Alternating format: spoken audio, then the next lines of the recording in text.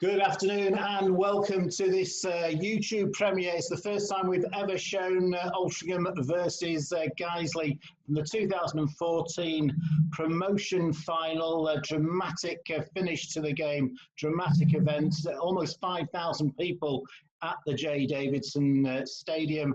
And before we show you the first half of the game, I'm delighted to say that we've got our record appearance holder and England's #1, Stuart Coburn, with us. Stuart, thanks for joining us today. It's a massive day in the history of Altrincham Football Club. What are your sort of enduring memories of it? Well, initially, I remember when we first come out to warm up, and I said to Ian, I've never seen it so busy for what we come out to warm up at 2 o'clock. And I'd never seen so many people in the ground at 2 o'clock. It was just, the Guiseley end was near enough full.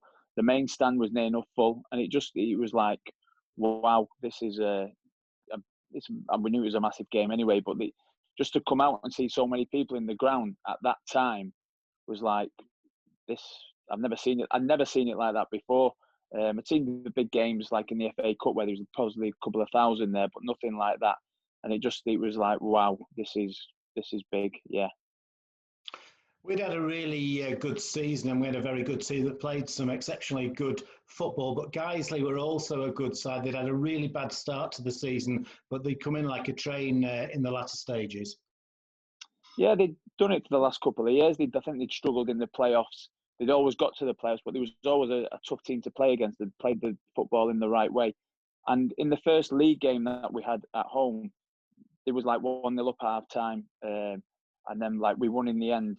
I think you said before it was 4-1, which flattered us really. And I think that was the turning point for them. From then they become really strong. And it was a bit of a shock when well, not a shock as such, when they beat North Ferriby. And we were quite pleased because that meant we got the game at home. But even when we played them at theirs, it was a cracking game. And I think it was the last minute they equalised to make it 2-2. So it was, both teams were very even, wanted to play football the right way. As the gaffer wanted us to do, and there was the same with them. They wanted to get the ball down. It wasn't a long ball, so it was an evenly matched teams really. So it was a toss of a coin on the day, you'd expect. And the game itself, as you'd expect, there was a fair amount of tension in the game. Everybody focuses on what happened at the end of extra time. But Jimmy Lawrie put us ahead early in the second half, and he played a big part in the end of that season. Obviously, we remember the semi-final, the goal that he scored in the semi-final. But he had a really good end of season, having not been a regular in the side from the start of the season. Well, I remember when James first come to the club, and like what his pedigree was. He like told us many times that he played for Northern Ireland. But he was such a good footballer, both feet. You wouldn't know whether he was left or right. And I remember one pre-season saying to him, because you need to take this into the season now. I think it was his second year, because he was immense as a player. And I think with that season, the gaffer was changing things round, and it was Reevesy and Wally up front a lot of the time, and he was struggling where to find his what spot to play in. And Nicky was like on the left, so he wasn't there. So, but towards the end of the season, James like sort of come to the front really, and they scored some really important goals. But he was a great footballer. I think at times he was quite underrated, not by us, but like a lot of the fans seemed to get on his back. But he was a great footballer, always give his all, and I couldn't like do his enough how good he was. He was amazing, yeah. It was quite a simple finish for the opening goal, but a calm finish. But Guiseley have got back into the game with an equaliser. There's a little bit of a strange goal, really. Jake Lawler, who was a really tall player and difficult to deal with, has won the ball in the air. And Danny Forrest, who just come on as a substitute, just got a little nick on it. Yeah, I watched it back before when you sent me the link. And it was a great header. I don't think anyone could have really stopped him. He got a good run on him. Rose above, I think it was Luca and Scotty at the time. And Griff, if you look behind, Griff was like, the ball was coming to him before Danny just got his head to it and put it in. But they were a good team. They were a really good team, good on set pieces, strong all over, wanted to get the ball down. And in the first half, when I was watching the highlights, the lad on the right, I think it was Ollie Johnson, was giving Griff an absolute torrid. And second half, he sort of died a bit. But the first half, he was all over coming down that side. But no, there was no real clear-cut chances created by either team. I know Reeves had a chance in the first half, which normally you'd put away. And I say Pez had one in the second half, which Drenchy made a good save from. I made a save, I think it was the start of the second half. But there was no real clear-cut chance. It was a bit tentative. No one wanted to make that mistake. And once we got the goal, we sat back a little bit instead of really pushing on to try and get the second goal. And I think if we could have done that, obviously, that'd have been the game out of the way. But we just sat back and let them come on to us a little bit. And playoff games are like that, aren't they? There's never loads of goals in them, so it's always a bit hit and miss. Incredible finale. First of all, Damien Reeves being substituted so Greg Wilkinson could come on and take a penalty with literally about a minute left of the game. And then the three subs combining for the goal with Tom Marshall's header, Kyle Perry chasing it down, and then Greg knocking it in. It was just a bit of a surreal moment. Well, I remember when the board went up for the 2 minutes, and I was just thinking to myself, don't make a mistake. Now, if the ball comes to you, do not make a mistake. You just want to get the 2 minutes out of the way and think, right, let's have a penalty shootout and see what happens. Because both teams were even all the way through. And then when Drenchy took it and you see the distance Masha got on the header, it was unbelievable. And Pez running through at you. I look at it now and I think, did Drenchy pull out the way a little bit? But I think if Pez is coming through at you that pace, I think I'd pull out the way a little bit as well. And if Drenchy would have gone in full pelt with him, he'd have probably got a free kick. But he didn't. He's sort of gone in sideways, caught the ball. Pez has caught the ball as well. And if you look at the gap from behind the goal, what Greg had to go at, he was a good footballer anyway, Greg. Great on the ball. And you just see the lads drop, the lads drop, and our lads went up. It was unbelievable. If you could bottle that feeling and bring it out when you're feeling a bit down and do that all the time, it'd be amazing. Because I was thinking, I'm going to run to the far side.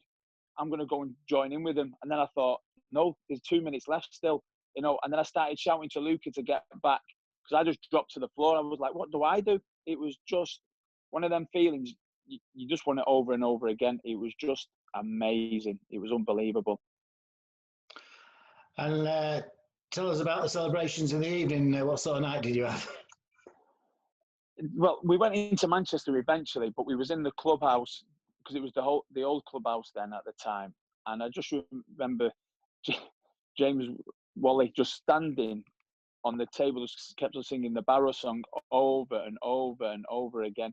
It was brilliant. It's just, if you could live that sort of day again, it would be knowing what was going to happen. It was just amazing. It was, a bit surreal. But then I remember waking up on the Sunday morning thinking, we've got to go to Torquay. We've got to go to such a place. We've got to go this. And it was like, well, we're back in the conference. This is going to be hard for us. That was the reality then. This is going to be another tough one where within the Conference North, you can win games. Most weeks you go into games thinking, we can win these games, but then the reality sets in the conference. It's going to be very tough. But no, to take what we did that day was amazing, really was. And where does that stand in terms of your career at Altrincham Football Club? Almost 700 appearances. You got promoted twice, of course, but I'm guessing that's, if not at the top, pretty near the top. 3 times, Brian. Yeah, you did. Well done. Well done. Yeah, it's okay. Yeah. But I was saying this to Eki the other day. We was having a Twitter thing, and I was asking him his best moments for Altrincham. And he's been obviously a long time before me. But my probably best moments, I think the one that stands out the most is when we won the league against Emley. Because that season, I know we had a lot of big players, but we'd gone 8 games and we was near the bottom of the league, and then we went on a run of 20, and I just got into the team. That sort of, for me, the first championship, getting sort of the Thursday night, we had a lot of games. We won 1-0. I think it was Andy Lovelock scored a cracking goal. That's one probably my best memory. And we had the Stoke one as well, which was unbelievable because that season, every game, Nuneaton away, Kettering away, and Eastbourne was probably the easier game out of the three. And like I've got like the great memories of like people always go about the Nuneaton when we played in the FA Cup. They're like personal ones, but that was high up with with Greg's goal doing that. But the one that's for me is the Emily game. That season was amazing, really was. Right, that's fantastic. Thanks very much for that. Let's watch the first half now. It's Altrincham versus Guiseley, 2004 promotion final, and it's coming up right now.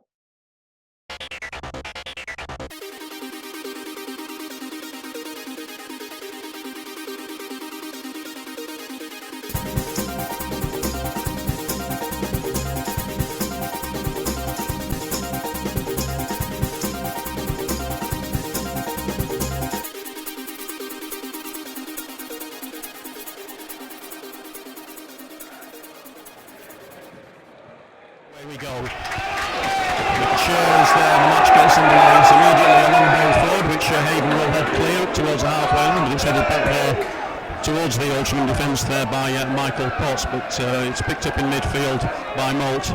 Forward to Clee, first time pass there out to Richmond. Richmond gets a return pass there from Walshaw, and eventually it hits an Altrincham player and goes out on the far side. In fact, it was a Guiseley player that rebounded off, and that's the first corner to Altrincham with 30 seconds on the clock. Big cheer from all the Altrincham supporters there as that ball just rolled inside the corner flag for a corner to be taken by Mickey Clee. One Guiseley player on the halfway line, Alex Johnson, all the rest of the players back in the box. Left-footed corner coming in up towards the edge of the 6-yard box, headed straight up by Danny Ellis to the edge of the area. Malt battling there, concedes a foul there as he slides in on the Guiseley player there and puts the ball out for a throw-in, but the referee, Mr. Brooks, deciding that the challenge was slightly over enthusiastic and awards the free kick, which Stephen Drench will take just on the edge of his area. Drench in a purple goalkeeper's top with white shoulders. Long ball forward, Leather battling with the number 10 there, Alex Johnson wins the battle. Walshaw slips there as he tries to control it. Densmore coming in, gets caught there, and the referee awards a free kick for a foul on Sean Densmore, which the number 9, Alan Boys, wasn't very pleased about, and Johnson looked to take the free kick, but from the wrong position, so the referee, Mr. Brooks, takes the play back just to the edge of the centre circle. Central short pass there by Hayden to Malt. Malt right-footed out to the far side, looking for Laurie. Laurie's passing side is picked up there by Jake Lawler, and Guiseley bring the ball up towards the halfway line. No real pattern of play emerging yet in the first couple of minutes here. It's Guiseley on the edge of the area, but good tackle coming in there from Richmond, playing the ball out to Walshaw. Walshaw, good ball to Clee. Now then we've got Shares there, out to the right hand side to Laurie, but unfortunately Laurie can't control the ball there, and as I said, the run making the surface quite quick for this afternoon. A bit of a breeze again blowing, swirling breeze. The moment coming over the over the roof of the main stand here towards the allotments. Throwing on the far side, taken down the line. It's collected there by Potts. Potts looking to turn, and in the end he's unable to control it when it goes out for a throw for Altrincham just inside the Guiseley half, to be taken by Densmore. Play forward to Laurie. Good ball across the park to Griffin just inside the centre circle on the halfway line. Short pass into Clee. Clee looking to turn, does well to get past his man, playing the ball into Walshaw. So he gets a return pass. Reeves was offside, and Guiseley half clear the ball, but Altrincham gain possession again, about 20 yards outside the Guiseley half. Griffin does well. There's a good tackle there, but again it was a free kick from the captain, Andy Holdsworth. Slightly over the top there as Griffin tried to play the ball, and Brooks, the referee, Mr. John Brooks, just calling him back. So pretty even Stevens in the first couple of minutes, Ryan. Yeah, of course, we knew it was going to be like this, trying to work each other out. It was the same against, I'm trying to think of who we played in the last round now. Who was it? Hednesford, that was it. It was the same in the first 10-15 minutes of Hednesford going, trying to work each other out. So we're only 4 minutes in now, and ball comes across by James Long. It's a great ball. Although it's not, it's gone right over. But like you say, yeah, try and work each other out in the first 5-10 minutes, and you never know, we'll try and get a foothold in the game, hopefully try and put one in, and gives a little bit of a foothold and a bit of a... Oh, my words are not coming out today at all. It is. It's, you know what it is. It's the nerves. It's not the suit. Leave me alone. Try and get a bit of groundwork in. That's the one we're looking for. So carry on. Yeah, we've got to say that in terms of sartorial elegance, Ryan is the best dressed person in the press box this afternoon, even outdoing Ryan Flynn. Both looking very smart in their club ties. Ball's gone out on the far side for a throw into Guiseley, 18 yards from the Altrincham byline. It's going to be Ben Parker on the far side, the left back, to take the throw. Short one into Jake Lawler, gets the return pass, but miscontrols it, was under his foot, and went for a Altrincham throw from the same place to be taken by Sean Densmore. Long ball forward, looking for Reeves, but again Guiseley intercept, but well short as well. Plays the ball off now. It's Mickey cleans on the centre circle, trying to get Reeves in. Reeves in behind now. They're getting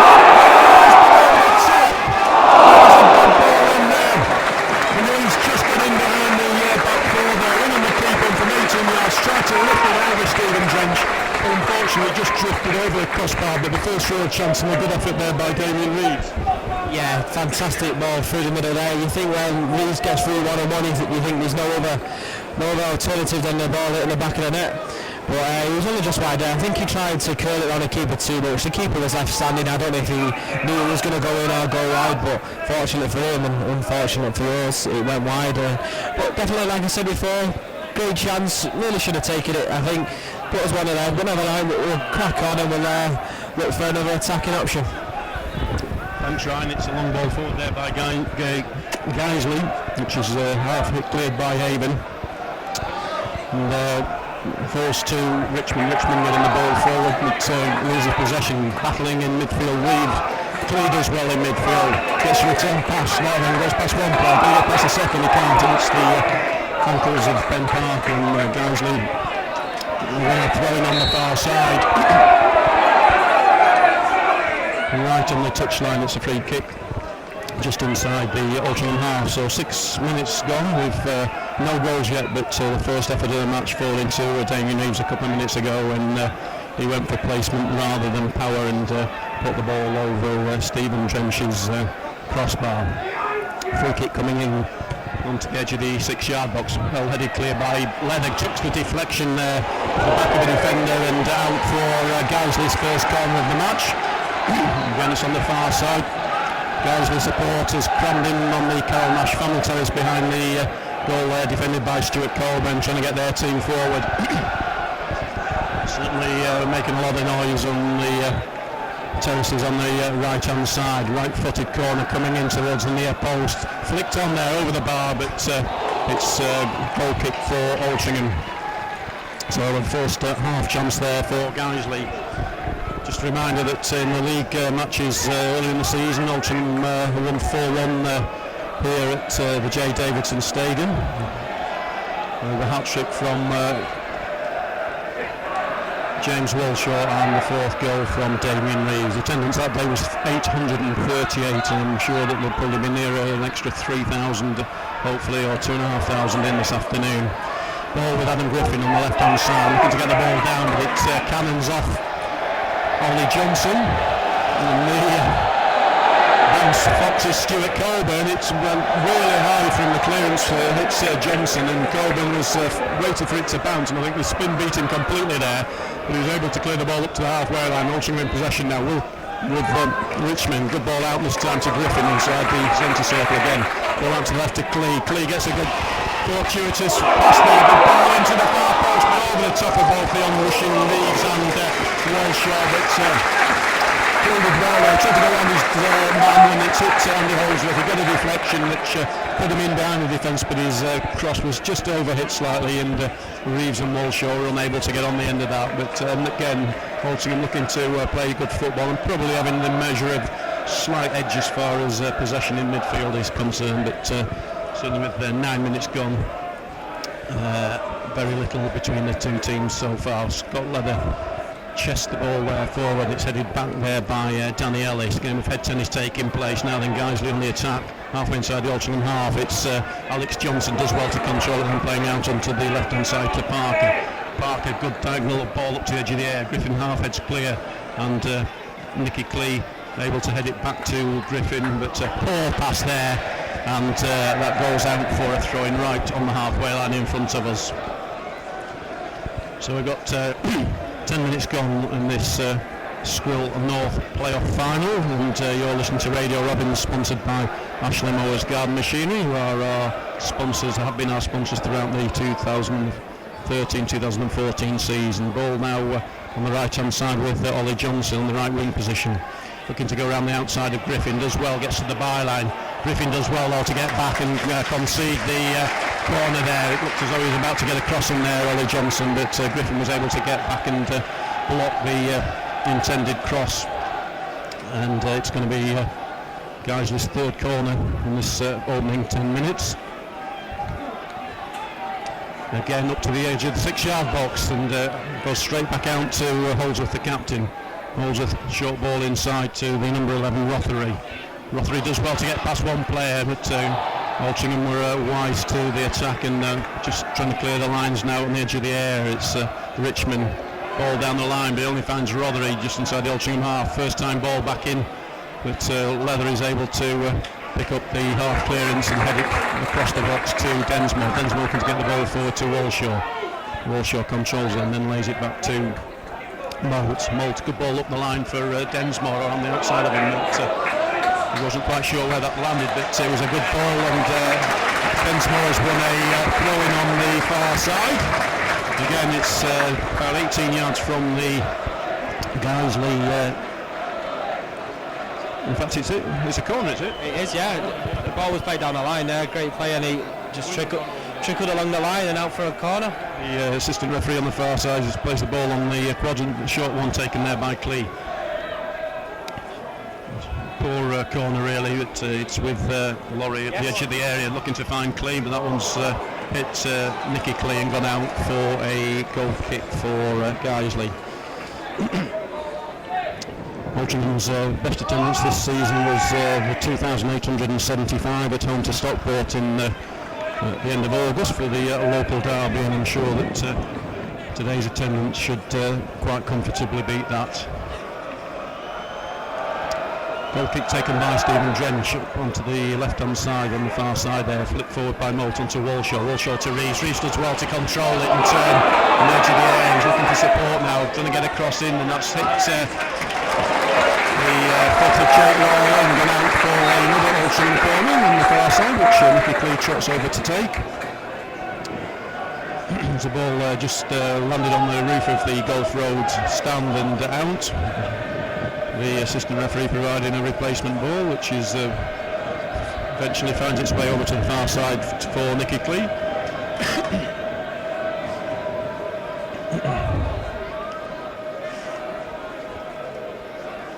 Supporters packed behind Nicky Clee as the free kick comes in, well headed clear at the near post by Michael Potts, but only as far as Richmond. Back out to Clee. Clee low crossing, but that fails to find an Altrincham play, goes straight through to Stephen Drench. Drench runs to the edge of the air and plays a first time ball forward. That must be handball as it is. And the referee immediately signals for a free kick as it took a bit of a funny kick there. And Altrincham able to recommence proceedings, playing the ball on the back four. Griffin out to the left hand side here to James Lorry. Lorry cuts inside, almost got Walshaw in there, but it was cut out there well by Jake Lawler. It's Guiseley on the attack, but Ollie Johnson dispossessed there, and ball stays in there, well kept in there by Laurie, and the ball played forward again looking for Walshaw, but it's headed back as far as Reeves. Reeves does well on the edge of the area, and Altrincham battling well for Moult. Moult gets a shot away, great there. So 25 yards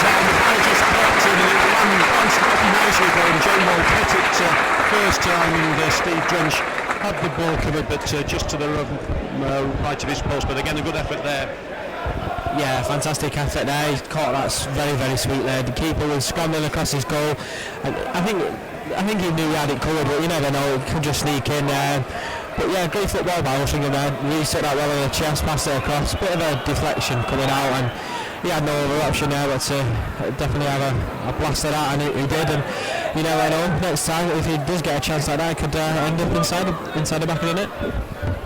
Yeah, it was one of those shots that 9 times out of 10 would have gone sailing over the stone roof there, but he managed to keep it down, but not quite on target. It's Guiseley with the ball on the far side with Ben Parker just inside their own half, looking to bring the ball over the halfway line and the ball out to the right hand side, but that holds up in the wind, and Griffin able to head the ball forward up to Wilshaw. Wilshaw will lay off is well read by the Guiseley defence, and Scott Leather concedes a free kick at 10 yards inside the Altrincham half. As for a push in the back, it's going to be taken by the captain Andy Holdsworth. Just placing the ball as the Guiseley central defenders Hall and Ellis make their way up to the edge of the 18-yard box for Altrincham.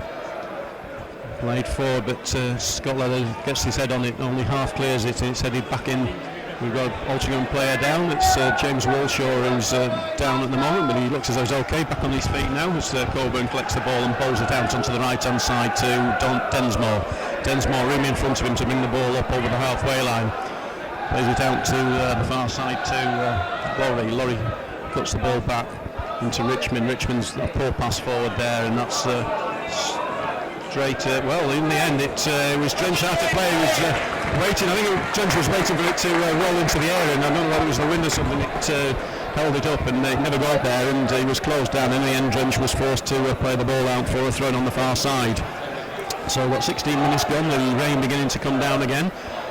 And the free goal kick's taken, or throw-in's taken. Densmore and Laurie being forced back, and again a crunching tackle coming in on Jake Moll there, but the referee signalling that was okay, and it's going to be a throw-in for Altrincham half line inside the Guiseley half. A strong wind getting up now, a bit of a squally shower developing as Densmore with the throw-in, and ball on the edge of the Guiseley area headed forward. This time the ball falls to James Laurie, and as I said a couple of minutes earlier, one of those efforts is 9 times out of 10 goes sailing over the goal, and that was one of those 9 out of 10 shots there. But Altrincham certainly prepared to have a go from the edge of the area, Ryan. Yeah, I think they might have to go and retrieve that ball from the ice rink, because that's how far it's gone. I think it's gone over the houses, but behind it was that bad. But no, obviously like you were saying there, fantastic start by the boys. We knew it was going to be a very difficult game. The weather hasn't made it any easier. I do think if we get the ball in the air, I think it's going to hold up so in Altrincham's favour actually. So if we, like you were saying before, down the corner, Reese's persistence there has kept that. So I think if you try a few long balls, it might kind of like work in Altrincham's favour. If they try that, it might set back, and you never know, it might fool one of the guys with defenders into making a mistake. Hopefully that is. It's a terrible rainstorm at the moment, and say it's really wind getting up now, and it's a very difficult swirling breeze. Guiseley on the attack, playing the ball forward up towards number 9 Adam Boys. He has to lay it off, and the ball played out onto the right hand side to Holdsworth. Holdsworth looking to play the ball in, and in the end it's Griffin that clears the ball away from Alex Johnson, and out for a throw into Guiseley. Just half inside the Altrincham half on the near side here, quickly taken as Holdsworth gets the ball back, plays it in for Johnson. Johnson looking to make room back to Ollie Johnson. We've got 2 Johnsons on the pitch, Alex and Ollie, no relation. As the ball goes out again for a throw-in for Guiseley.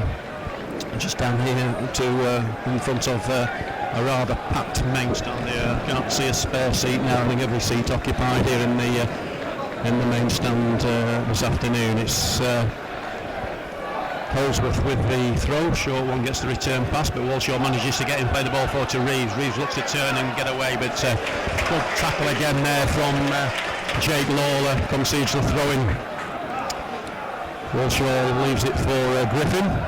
As the rain continues to fall here.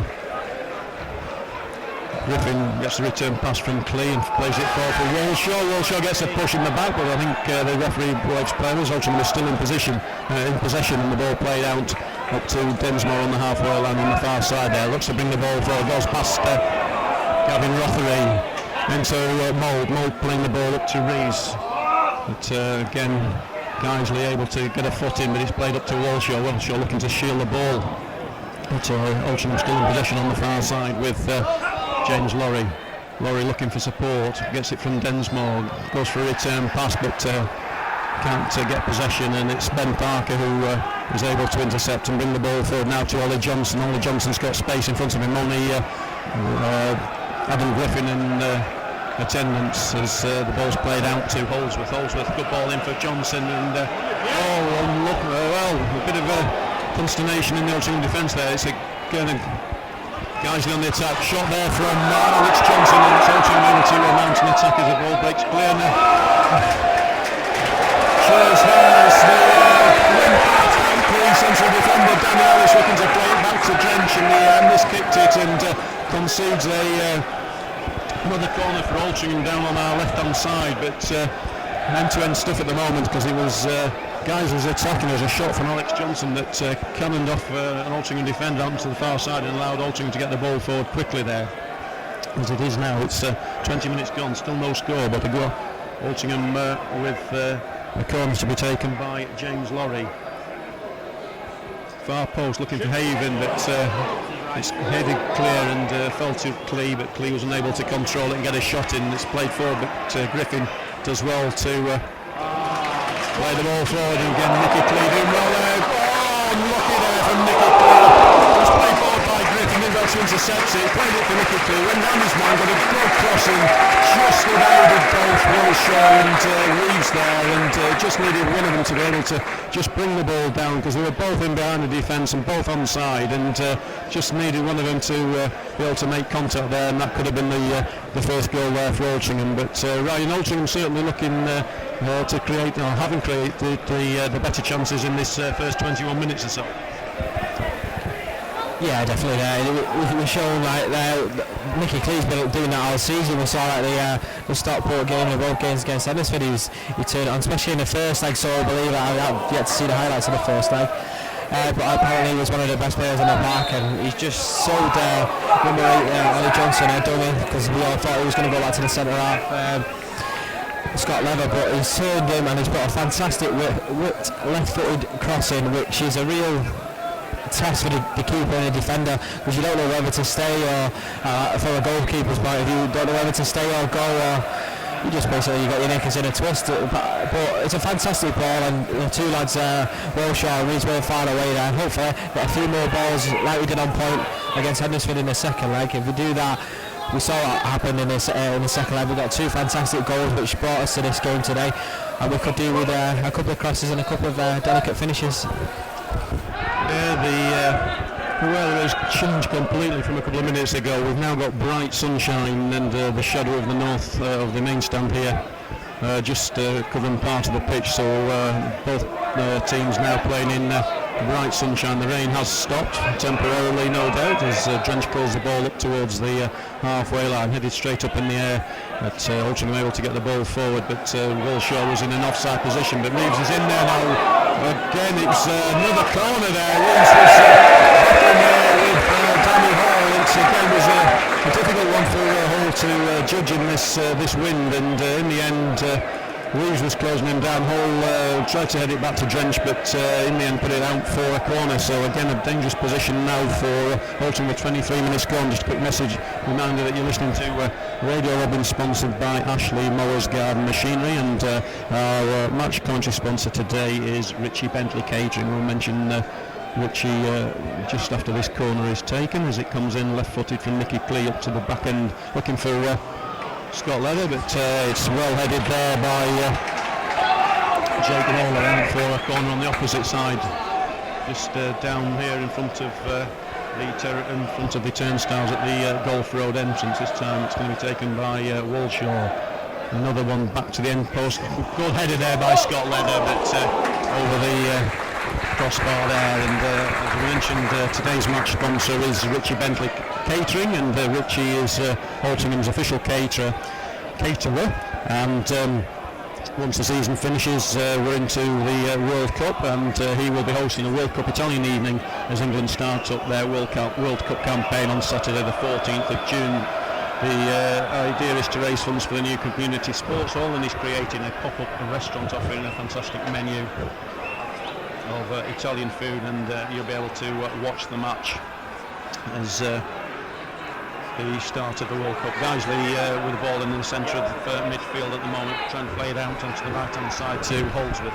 Holdsworth, good ball down the line, looking for Ollie Johnson, but Altrincham battling for it there. Ollie Johnson eventually gets the ball just by the byline, tries to get around the outside again. Griffin trying to get an interception in, but the cross comes over, but it's deep to the far side, and Densmore is able to bring the ball away, but he doesn't clear the ball completely, and it's a dangerous situation with Rothery getting a good cross in there, looking for Ollie Johnson, and his header goes over the bar and into the Guiseley supporters behind Stuart Colburn's goal. So we have 25 minutes gone.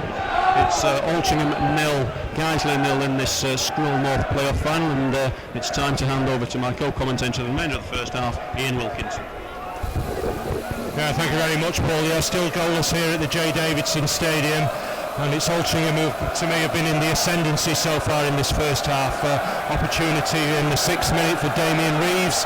The ball threaded through yet again from his, like his apprentice, Nicky Cleaver. He evaded the offside trap, but unfortunately Damien's finish with Steve Drench off his line just went slightly wayward. But apart from the shots from Jake Maltz, who drilled one right-footed, Altrincham have definitely looked the brighter of the two teams, and the more urgency up front. But there has been one or two opportunities for the visitors from Guiseley, but so far Stuart Coburn hasn't had a save to make. But it's Guiseley at the moment on the attack on the far right side.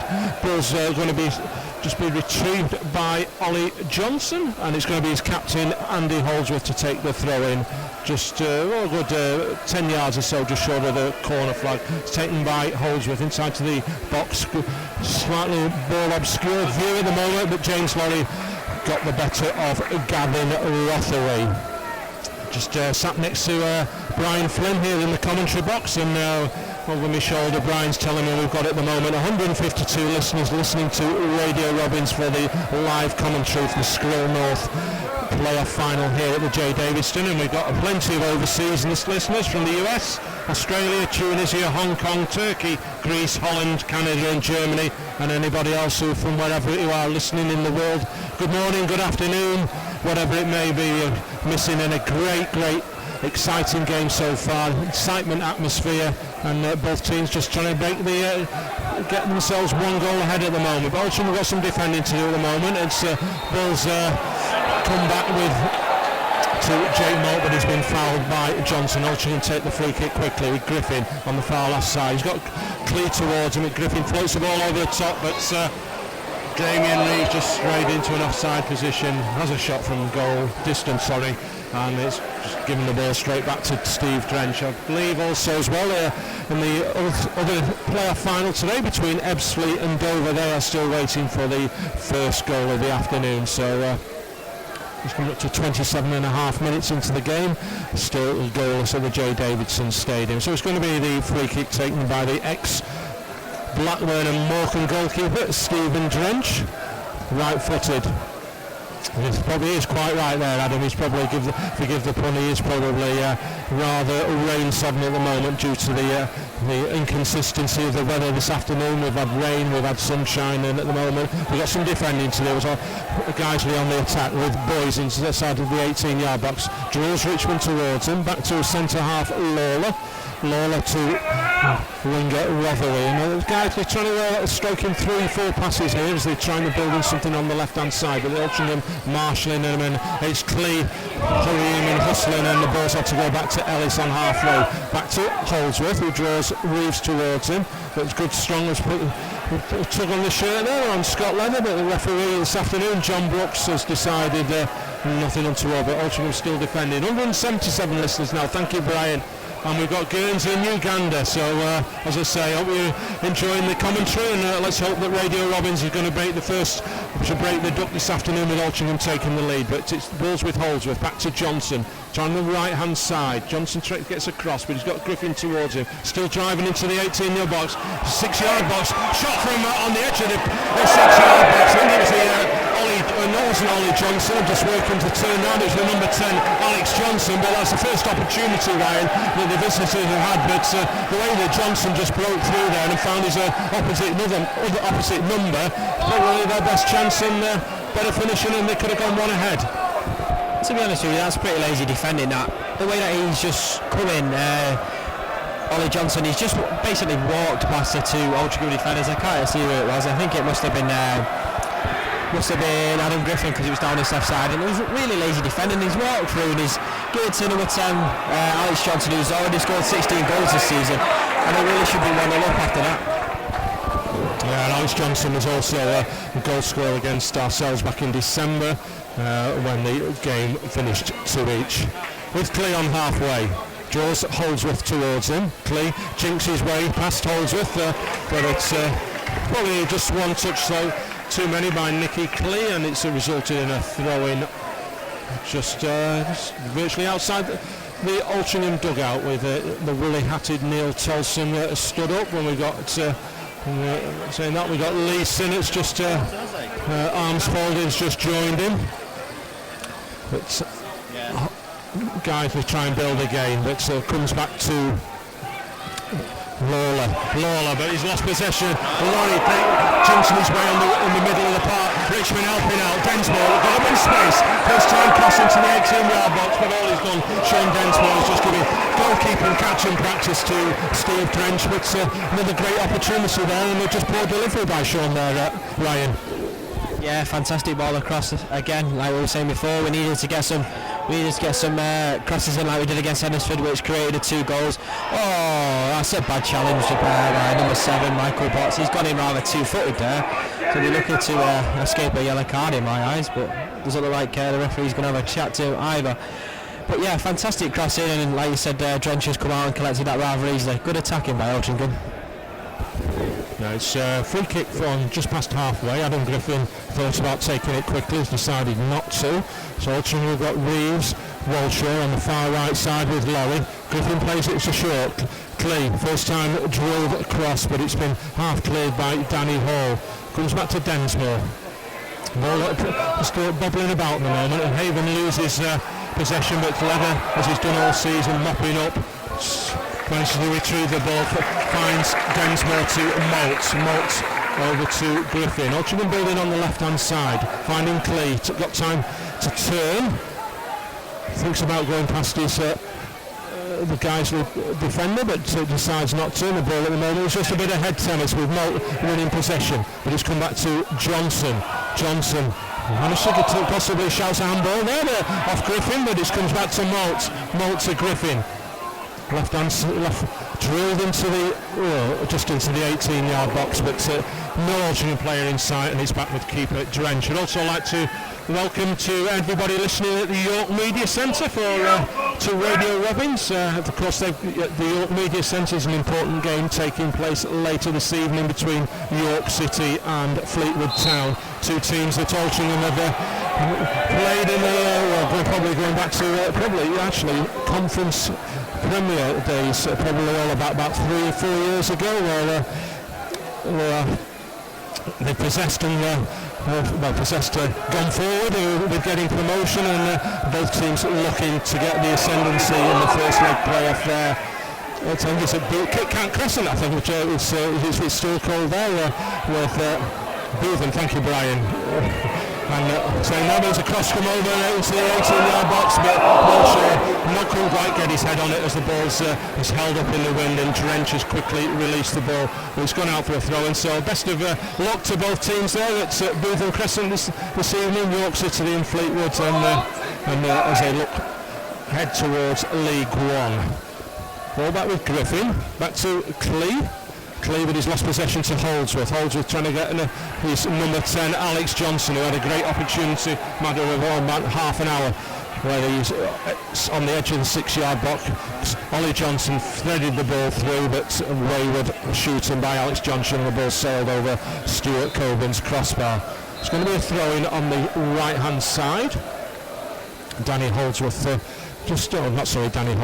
Holdsworth just sneaked 1 or 2 yards, not to the liking of the referee John Brooks. It's with Ollie Johnson trying to find Gavin Rothery, but all he's done is found Jake Malt. Jake Malt's, we're not saying a bit risky there, but trying to taking the ball back to the 18-yard box, but he has found James Walsh. Tried to thread the ball through to Damien Rees, but just strayed off his outstretched boot, and it's a throw-in which Guiseley have quickly taken. Drench getting the ball up halfway, but it's come back to Laurie in the centre circle to Haven, finding this space that Sean Densmore's created, and it's with Densmore on the right side. Densmore got the time, going to drill a hopefully right-footed cross in, which was one poor heavy touch there by Sean Densmore, and Ben Parker's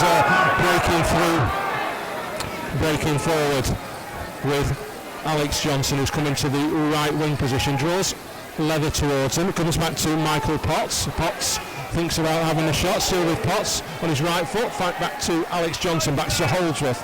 Holdsworth right-footed into the 18-yard box. Good header by Haven, finding Densmore, who's got time to clear, and it's with Laurie past halfway, inside to Holdsworth.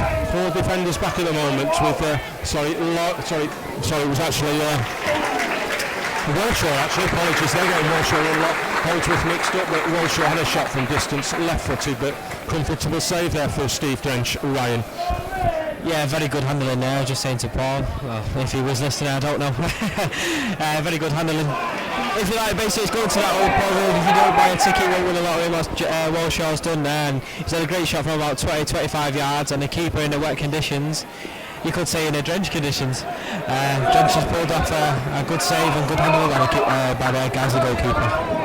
Densmore right on with Laurie on the overlap, comes inside Densmore, right, whilst trying to get 1-2 there with Laurie, with Densmore would come all the way through, doing 1-2 with both Richmond and Laurie, and Guiseley failed to close him down, but unfortunately Sean Densmore on his weaker left foot just scooped the ball. Steve Drench slightly off his line, and it just went tantalisingly over the crossbar, but here again, if Altrincham are prepared, Ryan, to play pass ball to feet and moving forward, the opportunities are rising, because Guiseley have got big men at the back, but we've got the speed to get through there. Definitely, I think the Guiseley defender stood there for thinking it was going to be an offside from James Laurie, but the flag didn't come up. I thought it was offside, in all honesty, but because he came from round the back of the defenders, but he must have stayed onside. Well done to the linesman. But like you were saying about the one-touch, two-touch football, yeah, cracking bit of play. It worked it well. Just a shame for Densmore, the skipper, that it was on his right foot, because he kind of banana scooped it over the bar. But like you said, keep pulling along, and we've been the better team of this half, that I think, in my eyes, not being biased or anything like that. But hopefully. High in mouth there, Coburn, a shot from 25 yards out, kind of spilled out of his hands, and went right above him, and he caught him. Very lucky for the Altrincham goalkeeper there. Yeah, it was actually, with a swirling wind. You never know what could have suddenly something taken away from Stuart there, and it could, who knows, it could have gone backwards and just trickled over the goal line, but not the best of handling there from the ever-present this season, Stuart Coburn. Altrincham got a throw-in on the far side with Densmore. Densmore playing it to Laurie back to Malt in the middle of the park. Altrincham build on the left with Griffin. Got Johnson, who's drawn towards him, finding Clee. I'm saying that it's been intercepted by fullback Holdsworth, and Griffin's had to take the easy option and concede the throw-in, which is going to be taken by the skipper Holdsworth. Sneaking a few yards, but referee's quite happy. Draws balls with Clee, who's done well to dispossess Alex Johnson. Comes back to Laurie on the far side. Densmore an overlap, but he's got the centre forward of Adam Boyes towards him. Plays it inside to the other centre forward, James Walshaw. Back to Laurie. Trying to thread a through ball there to Simon Richmond, who've got space where the yellow shirts had failed to pick him up. But Altrincham got some defending here too at the moment. But a tussling there with Scott Leather and Alex Johnson. The guys, the bench were up in arms. They thought Leather was holding Johnson's shirt, and from where I was stood in the press box, I think they had justified call there, but the referee Brooks saw nothing. Throw-in's been taken back to Rothery trying to get inside the 18-yard box, comes to Adam Boys, but all he's managed to do is not the best of controls, and it's back with Stuart Coburn. So you're listening to Radio Robins commentary here this afternoon at J Davidson. Of course, Radio Robins' main sponsor is Ashley Mowers Garden Machinery. Ashley Mowers provide a friendly personal service and a comprehensive choice of quality garden products from the leading manufacturers. Check them out at ashleymowers.com. Altrincham just had an attack there, but not the best of passage came through to Walshaw, and Guiseley have managed to clear. Now Altrincham have just done there with Jake Moult. He's just given a silly little free kick just past halfway, and he's just been spoken to by referee John Brooks. So it was a foul on Gavin Rothery. Looks as though he's just getting up slowly. Jake Moult just going over to apologise for his indiscretion there, and it's going to be a free kick where Altrincham have actually pulled everybody back. Andy Holdsworth just retrieving the ball, so he's gone from right to left. Just got the solitary defender on the halfway line of is Danny Hall.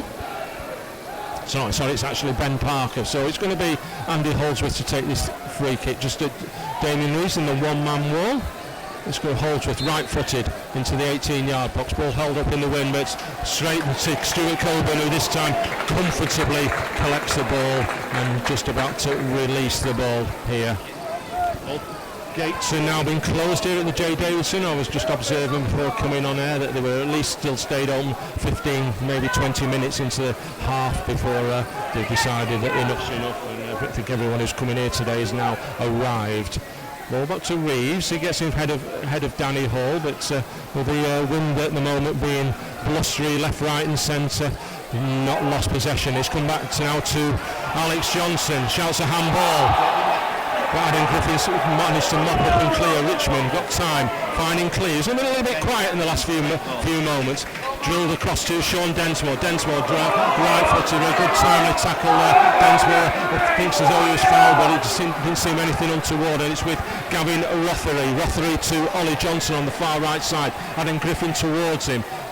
Easily past Griffin. Johnson gets a crossover, and it's actually come off his Alex Johnson, or it must actually come off an Altrincham defender, Scott Leather. Thank you, Brian, who's got a timely tackle, and that's the second time that Ollie Johnson has just skipped past Adam Griffin as though he's just been a statue there. And if anything, Guiseley may have found a weakness, because Ollie Johnson is just getting way ahead of Adam Griffin. He gets the ball, glides past him, and there's a great opportunity, but Altrincham have got great defending to do here. Comes into the 18-yard box, cleared off the line there by Jake Moult, where I think Stuart Coburn had it covered, and Altrincham just under a little bit of pressure at the moment as the visitors sense that opportunity, that weakness that may, where they feel as though they can capitalise on.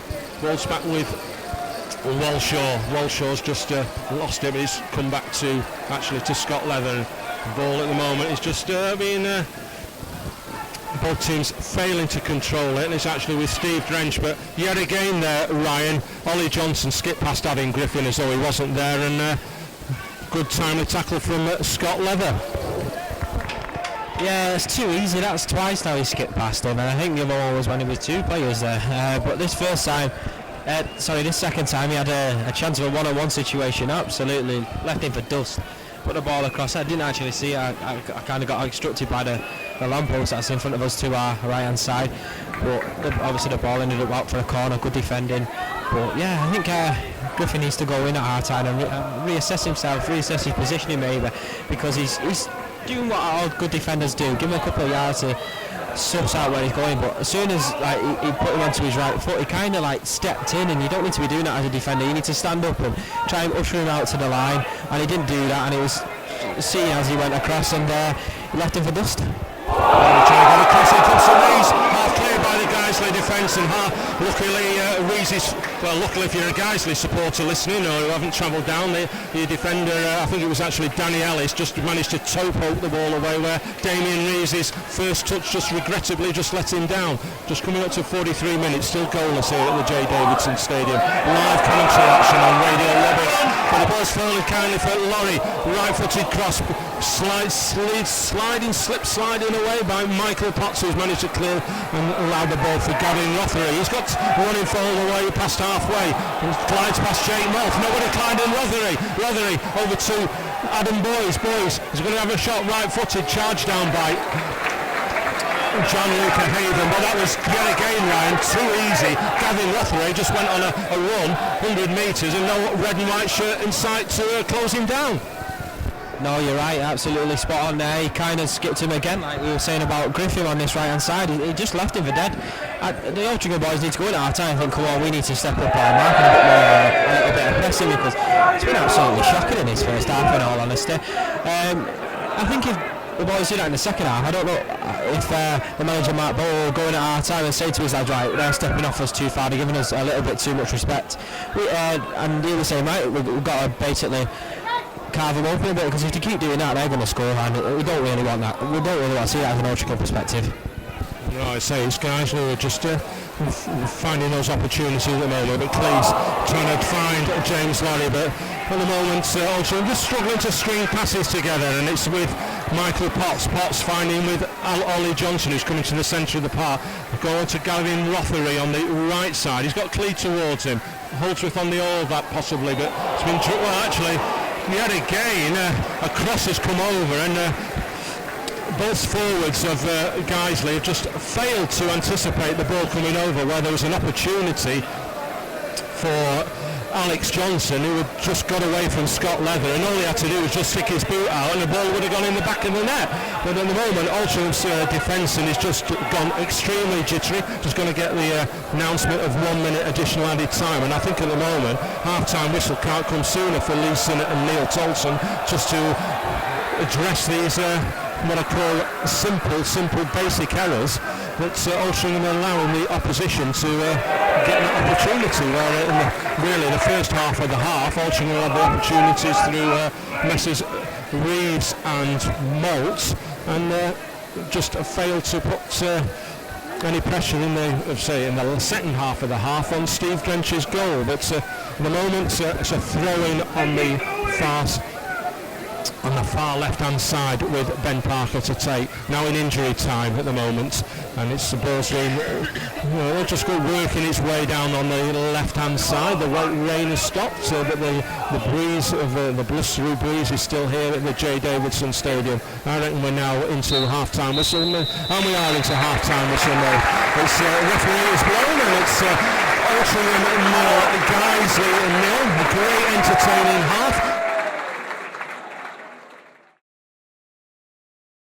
Well, welcome back. There we have the first half of the promotion final. Half-time score, Altrincham 0, Guiseley 0. And during the half-time interval, very pleased to say that we've got the two goal scorers in the game as our guests. A big welcome to James Lorry and Greg Wilkinson.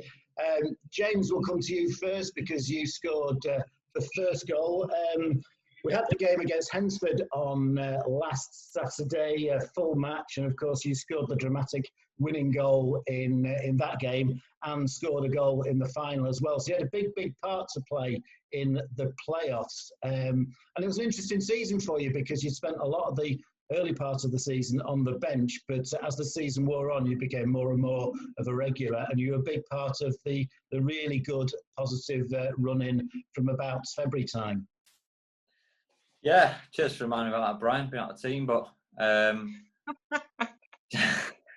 soon as I got back in the team, we sort of went on a good run, I think, which was nice to coincide with me being in the team. But we had a good run of form and got to the playoffs, and as you said, it played a key role, which was nice for me. But it wasn't just myself; it was all the other lads, really. So yeah.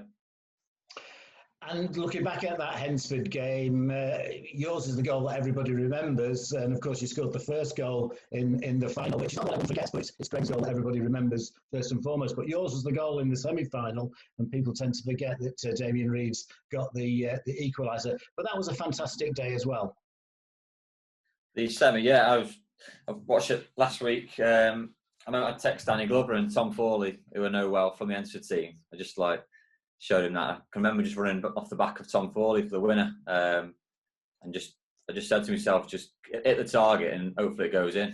And then, as you saw, it went in, and there were good scenes. And then we got on to the final, and to grab the first goal, I was buzzing about. I just remember, was it Wally cut the ball back, and I just gambled on the ball being in the space.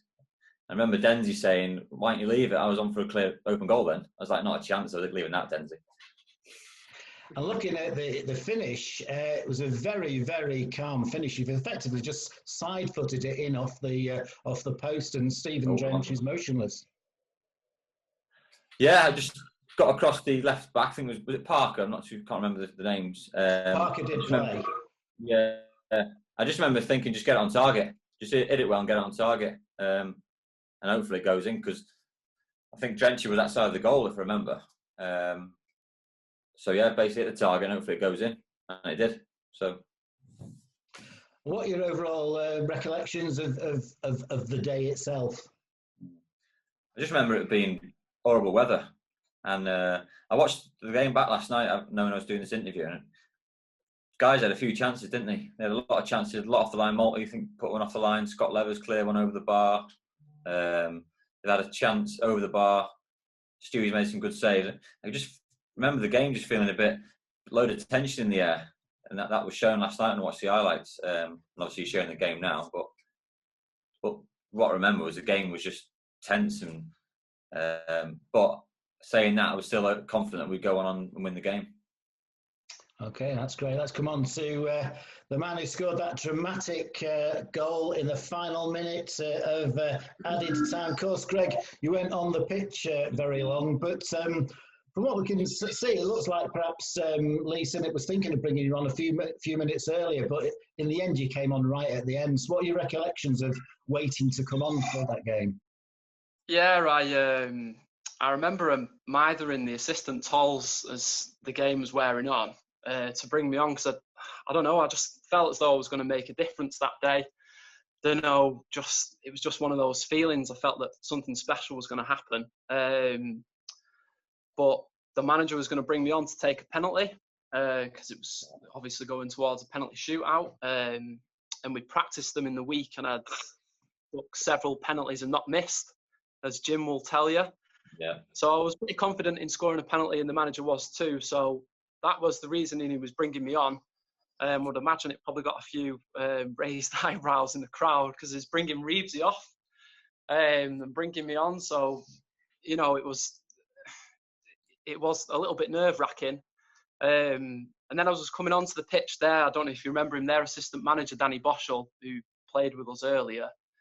He was trying to wind me up. He was in my ear saying, you know, it's big pressure coming on, taking a penalty. You've only come on the pitch for a minute. You best be good at pens, etc., etc. So thankfully it didn't have to go that far. But I was confident myself I'd score one. And it was just great to make such a contribution at the end of a difficult game.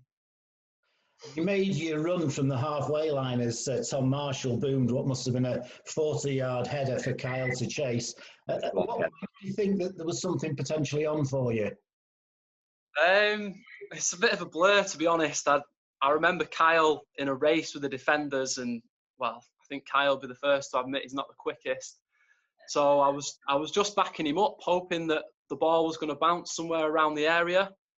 And then when I seen the collision between him and I think is it Drenchy in net, Stephen Drench? Yeah. I was so fortunate. It fell to me perfectly, and I weren't going to miss that. It was an open net. It was just such an opportunity. I think it was my only touch of the game. I was literally on the pitch for 2 minutes tops. It was just an unbelievable moment. And did you think that there was any possibility that the referee was going to penalise Kyle for a foul on Stephen Drench? No, it never entered my head.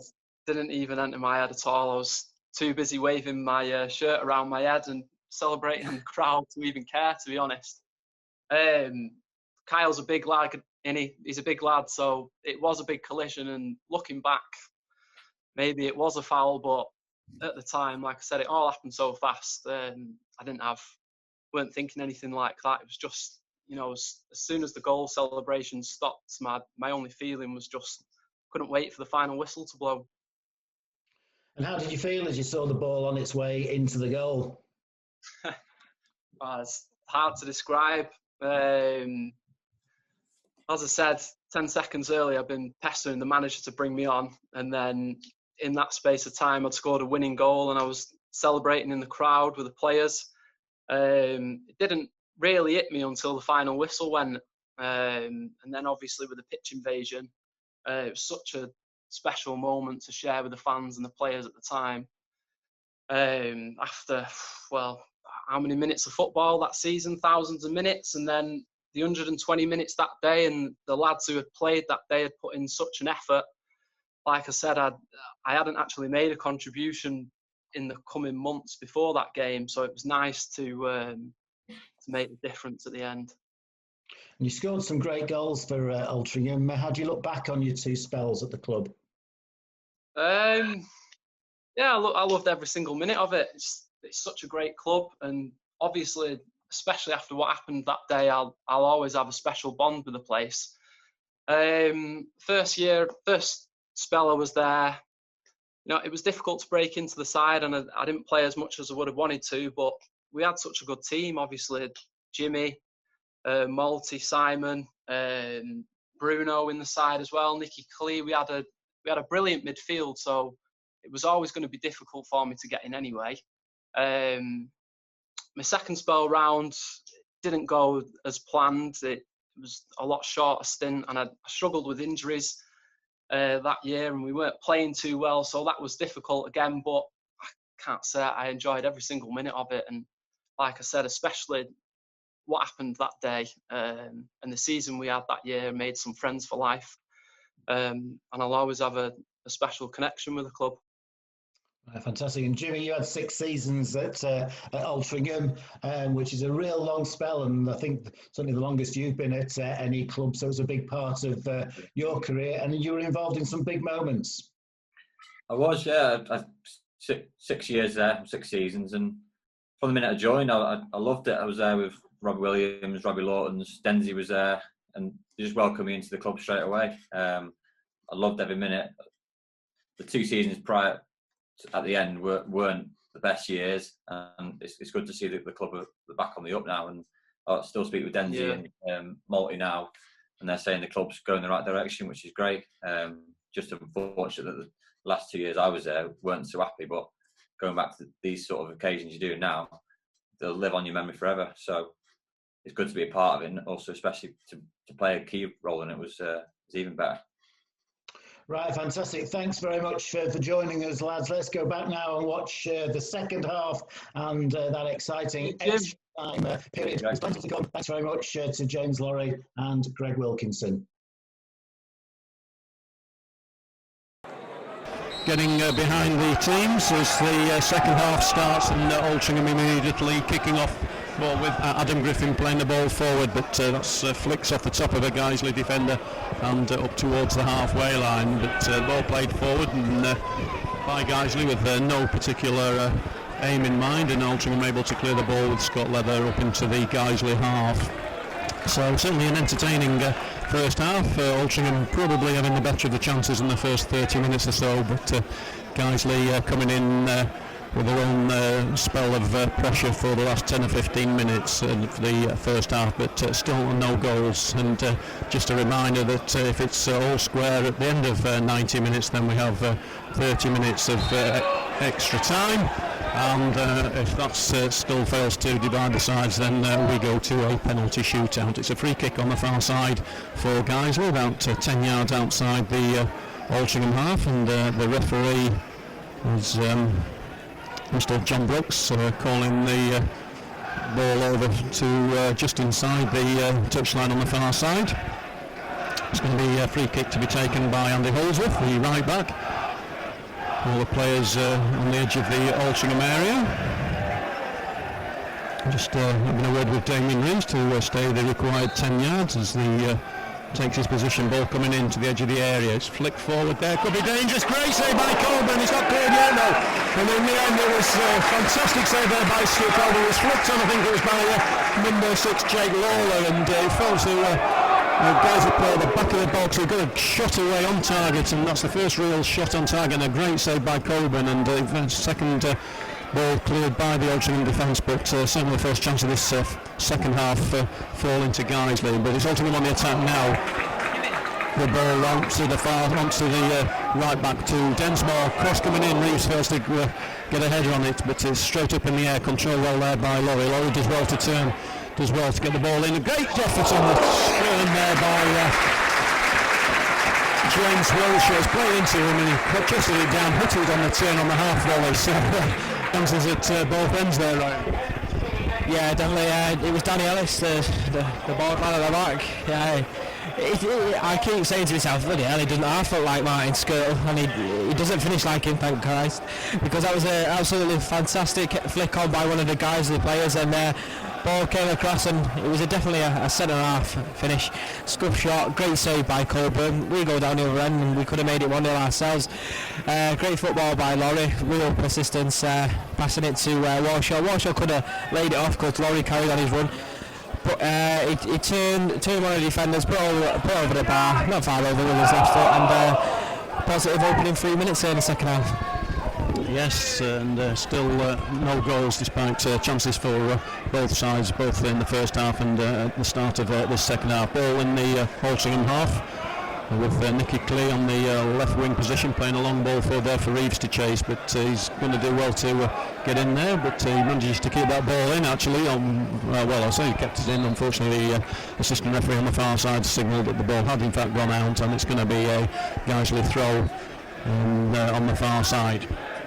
So as I mentioned, the attendance this afternoon, 4,632, so a fantastic support by both Guiseley, who've brought 794 supporters, or certainly 794 came through the away turnstile, maybe a few more come through the home turnstiles, but 4,632 the attendance. Ball cleared by Guiseley up towards the halfway line, but Griffin immediately gets possession and plays the ball out to Clee, and a good game, another cross coming in from Clee, but it's cleared this time by Danny Hall.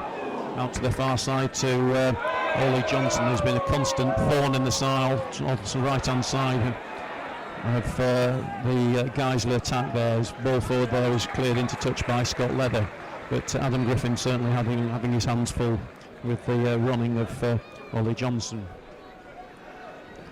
So throwing on the far side, halfway inside the Altrincham half.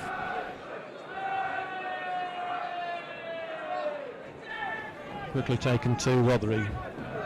Back to his captain Holdsworth, and a long ball forward, but again Leather is able to clear it up towards the halfway line, but it falls to Moult. Moult to Clee. Clee again looking to get a long ball down the line for Reeves to chase, but again it's Danny Hall in attendance and just flicks the ball out there for throwing, happy to concede the throw into Altrincham. Walshaw quickly retrieves the ball, quickly taken to Clee. Clee able to try and get down the inside, cuts back inside, does well with possession. Inside ball to Walshaw. Walshaw looking to turn to work.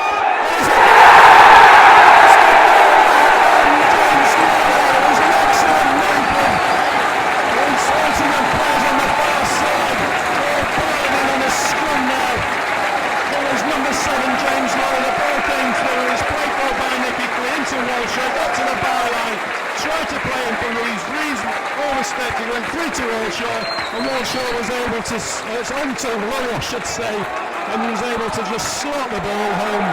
So it's 5 minutes gone in the second half. Altrincham have drawn first blood in this playoff final, but an excellently worked goal there.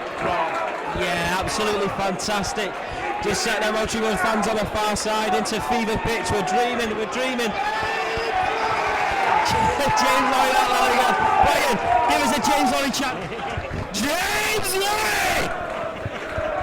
I don't know if any of you saw the YouTube video with Ryan's commentary from the James Laurie goal. It's definitely worth having a look. Brilliant stuff. Yeah, unfortunately I only said James Laurie once there. I should have gone Laurie. But as it is, it's Altrincham at lead now, and can they build on that one goal lead? We're in the 5th minute of the second half, so the sound levels on the Altrincham supporters is an excited buzz now, as Altrincham have now got that precious 1-goal lead. It's a throw-in for Guiseley on the far side. The Guiseley supporters now slightly silenced by that goal there, but it's thrown on the far side, and fails to find a Guiseley player, and it's pumped up into the air by Adam Griffin, forced to Leather looking to get the ball in behind the defence, which Reeves is ever willing to chase, but unable to get on the end of that, and that goes out again for a throw right by the corner flag on the far side. That's going to be taken by the right back Andy Holdsworth. So the Altrincham supporters in good song on the far side, on the popular side. Looks as though there's a smoke bomb or something being let off on the far side and being blown by the wind into the allotments, as if Altrincham concede a free kick, which Steve Drench is going to take. Comes well outside of his area, up to the halfway inside the Guiseley half to take this free kick right on the far touchline. Long ball forward, Leather battling, but in the end it hits Malt on the shoulder and up to Clee. Clee flicks it on looking for Reeves. Reeves heads it back to Clee. Clee, first ball forward for Walshaw. Walshaw onside now, in behind the defence. Behind Danny Hall, can he do well again? Getting towards the byline, and he does well. Oh, referee, that must have been it looked as though it's the golden goal time being announced as 50 minutes 30 seconds. It's a goal kick to Guiseley, taken by Drench up onto the left hand side. Malt does well in the air, it falls to Haven. First time clearance up towards Walshaw. Walshaw gets a push in the back, but referee has nothing to do with it. Up to Reeves. Reeves looking to lay it off now to the goal scorer, Walshaw. Laurie, I'll get it right. James is mixed up now in the excitement, but that cross from Denswell, well taken by Drench. Good ball forward immediately, but straight through to Stuart Colburn as Alex Johnson looked to get on the end of that. Just got a push and the nudge in the back from Scott Leather to ease him out there and allow the ball through to Stuart Colburn. Colburn made a very good save in the first minute of the second half to keep a clean sheet for Altrincham, and Altrincham went down the other end, and good effort from Walshaw. Ball up, but a good strong header there by Haven. Gets in ahead of Alex Johnson. Ball with the Guiseley back four, played out onto the far side now to Holdsworth. Holdsworth with room in front of him to bring the ball up towards the halfway line. Closed down by Nicky Clee, has to play it inside to Michael Potts. Potts looking for movement in front of him. Well, another good move there by Ollie Johnson. Skipped past the Altrincham player there, and in the end loses possession as he's crowded out, but that was again a lovely move by Ollie Johnson. That's a poor tackle there by number 7, Michael Potts. Laid it in there high on, I think it's Nicky Clee that's gone down by the look of it, and that's going to be probably the first booking of the day. The referee signalling to Alan Ainsley to come on and treat Nicky Clee, who stayed down there, but Alan Ainsley, I don't think he's seen the instruction to come on. We've seen it now. He's sprinting across to attend to Nicky Clee, but it was a high tackle there by number 7 Michael Potts, and quite rightly so, going in the book there, Ryan. Yeah, well, I didn't actually see it. I've kind of got some bad news to Rachel. I've lost your pen in all the celebration, which I'm just trying to search for, and I've got no idea where it is, but I will find it. I will promise you that. But obviously he's down in a bit of discomfort. Nicky Clee, I think it is, on the left hand side, and I kind of bit of jubilation there for the boys in red and white. We've been absolutely fantastic in the first half, where we were kind of looking not to break the deadlock, and so were Guiseley, to be fair to them. They've had some some fantastic bits of play in the first half as well. There we go. The substitution here for Guiseley, number 14, Danny Forrest, is coming on for number 10, Alex Johnson, who missed that chance in the first half at the Caroline Nash End, where all the Guiseley fans are situated, and he will be regretting that for his team. But like I said, Altrincham have definitely been the better team in this first 11 minutes, and it's been rightly deserved that we're taking the lead. Back to you, Paul. Thanks, Ryan. Nicky Clee is back on his feet now, and just gingerly walking over to the far touchline, so he has to leave the field of play till the match restarts. Alan Ainsley accompanying him, and just a confirmation that Alex Johnson, number 10, has been replaced by number 14, Danny Forrest, for Guiseley. So 11 minutes gone, free kick looking for Reeves. Reeves does well to head that back, but Walshaw unable to get on the end of it, and it's the Michael Potts, who was booked there for that challenge on Clee, who puts it out for a throw-in for Altrincham on the far side. Clee with the throw, looking to take it long, but James Walshaw has run away from him, and it's into Reeves. Reeves does well, tries to get it back to Clee, but Altrincham win the free kick there off Andy Holdsworth. So it's Altrincham 1, Guiseley 0 in this Skrill North playoffs. You listen to Radio Robin, sponsored by Ashley Mowers, as the poor cross comes in there from Adam Griffin, and that's cleared by the Guiseley defence for another throw-in for Altrincham on the far side. And as I say, you're listening to Radio Robin, sponsored by Ashley Mowers Garden Equipment, to provide a friendly, professional and personal service and a comprehensive choice of quality garden products from leading manufacturers. Not had much chance to mention them during the commentary because of the action that's taking place on the pitch in front of us, but our thanks to Ashley Mowers for their sponsorship throughout the season. In possession with Jake Moore just inside the Guiseley half, playing it well forward to Reeves. Reeves looking to turn. It's calamity there. It's Reeves' turn. The left back, I think it was, looked to clear the ball. It hit his colleague Jake Lawler, and Callum past Steve Trenchant for another Altrincham corner on the far side, but no real threat on the Guiseley goal there, but Altrincham rather fortunate to win a corner there. So it's a good and swinging ball right into the bench. French does well under the bar, out to Clee on the edge.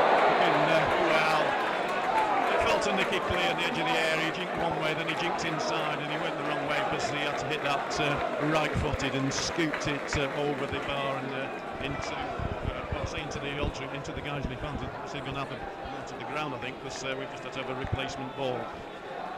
As it is, it's 13 minutes gone in this playoff final. It's still Altrincham 1, Guiseley 0. Can Altrincham hang on, or in fact increase their lead in the remainder of this second half? Goal kick comes up to the halfway line. It falls for the substitute. Dispossesses him and plays it back to Densmore. Densmore up to Reeves. Reeves lets him down. Crunching tackles coming in midfield now there. And in the end, the referee blows for a free kick.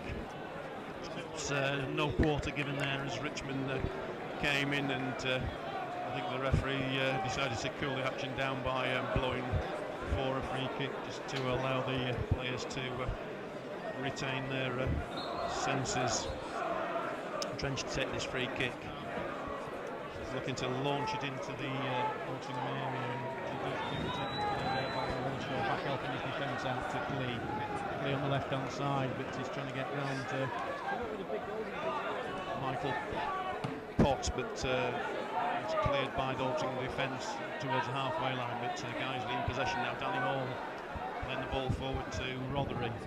Rothery on the right side of midfield there, inside to the ever dangerous Ollie Johnson. Johnson does well, getting the ball out to the left hand side to Parker, the fullback. Parker playing the ball forward to the substitute, goes with the return pass, but in the end it's playing back to Ollie Johnson. Johnson with Densmore in attendance. Ball across the park now to Potts. Potts out onto the far side. Good ball coming in there, but into the back of Adam Griffin, and back to Holdsworth. Ball forward now again by Guiseley to Potts. Back to Holdsworth. And again, Walshaw does well. Slides across in front of Holdsworth and concedes the throw-in. Guiseley taking it quickly. Good spell of pressure here from Guiseley, knocking the ball around and retaining possession well. Holdsworth playing the ball into the feet of Potts. A great tackle there by Scott Leather on the edge of the area. And it comes off Potts and goes for a goal kick for Altrincham. And I don't want to put the commentator's curse on it, but Haven and Leather looked very solid in the centre of defence there, and the substitution we saw earlier a couple of minutes ago, Alex Johnson taken off, I think really because he's not got any change up front out of Haven and Leather this afternoon. Coburn plays a short dead ball forward to Griffin. Griffin into Reeves, into Clee. Clee looking to bring the ball forward over the halfway line. Ball pass there, looking for Walshaw again. It's cut out, and Guiseley able to turn defence into attack now as Ollie Johnson brings the ball forward. Going past 2 or 3 players, but again it's that man Scott Leather. Yet another fantastic tackle there, and allows Clee to bring the ball up. Clee into Walshaw, now they've got Walshaw. Great tackle, sliding tackle coming in from the captain there. As Walshaw was looking to get in behind the defence there, snubs out the danger. As Guiseley punt a high ball forward, but it's headed back there by Moult onto Reeves. Reeves is well in the air. Walshaw's battling there, and in the end it's Ulster that nips in behind him and heads the ball back to Steve Drench. But all the Altrincham players working hard now as Densmore loses it there, and Forrest brings the ball away. It's with number 11 Rothery, but again it's Richmond back, able to get a foot in and allow Altrincham to bring the ball forward. That's a poor pass there, but Clee again slide and tackle, loses the he slid in there and challenging the Moses, but thought it was a throw-in, but the referee, Mr. Brooks, signals it was a Guiseley throw, which is taken quickly back to Danny Ellis, one of the two central defenders, bringing the ball forward now over the half while, and a great interception there by Richmond. They were midfield working hard, trying to get challenges in and interceptions in, and trying to close Guiseley down, and let's hope they can keep this going for the rest of this second half, and keep that clean sheet. Guiseley on the attack now. It's on the left hand side with Parker inside to Potts to Rothery, looking to play the ball in there for Jake Lawler, but again he fails to control the ball, and it goes out for a goal kick for Altrincham. 18 minutes gone, still Altrincham 1, Guiseley 0. Tension all around the ground. The Altrincham fans on the far side singing, but there's a expectant hush, I suppose you describe it, as Coburn takes a short free kick, goal kick to Haven. Haven looking to find Walshaw, headed straight up in the air by Danny Hall. Reeves loses out to Ellis as the ball's played up towards the halfway line. Altrincham midfield battling there to try and win the ball forward and bring the ball forward, but it's Guiseley that come away with it with substitute Forrest in the left wing position. Two Altrincham players in the team trying to get around the outside of Densmore.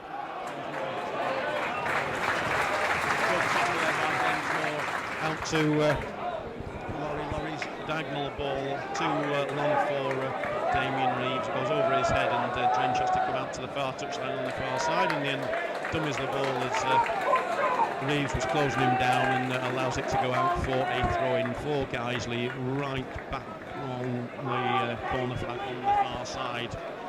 Just remind you, your match commentary today, or match commentary sponsor today, is Richie Bentley Catering, and Richie is organising a World Cup Italian evening on Saturday the 14th of June with a pop-up Italian restaurant offering fantastic fresh menu, chilled bottles of Peroni and Italian wines, which will set the mood for the evening, with tables available from 7:30. Tickets are £20, includes a 3-course dinner, first drink free and a quiz, and that is followed by the England-Italy match, which kicks off at 11 o'clock. So you can, if you fancy that, coming down to watch England and Italy, and a meal, 3-course meal thrown in, contact Pam Rowling, Coven 01619281045, or email richie@footballcatering@outlook.com. And we hope to see as many of you down there for Italy, the England-Italy World Cup match on Saturday the 14th of June.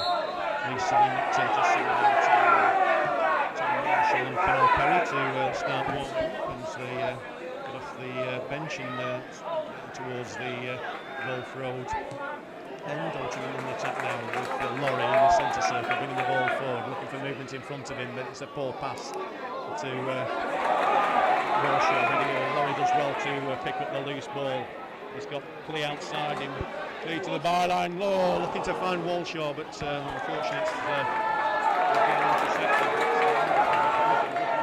Back in, takes a deflection again off a Guiseley defender, and they clear the lines again. But Altrincham pick the ball up with Moult and Griffin to Clee. Again, it's a poor clearance up towards halfway line. To come in, play the ball up towards Griffin, who's still in the position very close to Clee now. There's one there, going to get past the second goes on the outside, good cross coming in, but again it's headed clear by Ben Parker out to the far side. Altrincham looking to build pressure as the Altrincham supporters on the far side and here in the main stand look to get the team going again. It's looking as though it's starting to Rain again out there on the pitch as the ball played into Clee. Clee on the right on the edge of the touchline there. In the end, it goes out off Clee's legs for a throw-in for Guiseley. So 21 minutes gone, almost halfway through this second half, and Altrincham still leading by the slender margin of James Lorry's 50th minute goal in this all-important Scroll North playoff match. Haven with a good strong header forward. Lorry goes up, gets a push in the back, but it falls to Walshaw. Walshaw does well to control it, playing out to Clee.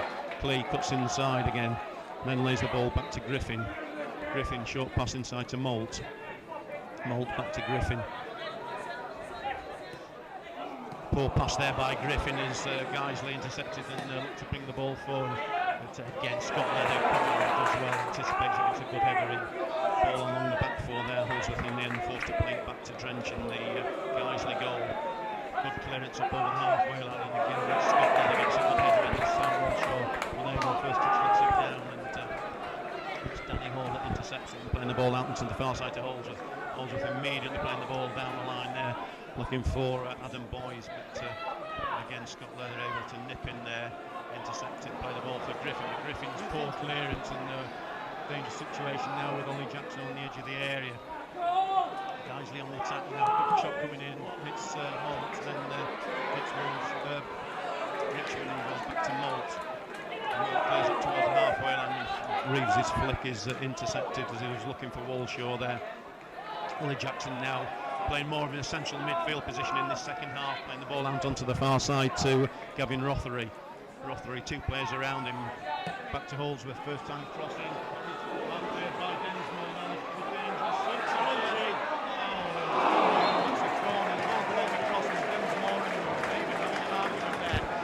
To clear the ball, it fell to came across and Kensmore got a partial header on it, and it fell to number 14, the substitute Danny Forrest, and he tried to go for placement. In the end, it hit an Altrincham defender and went out for a corner on the far side. But a couple of moments of panic in the Altrincham defence as the corner comes in there.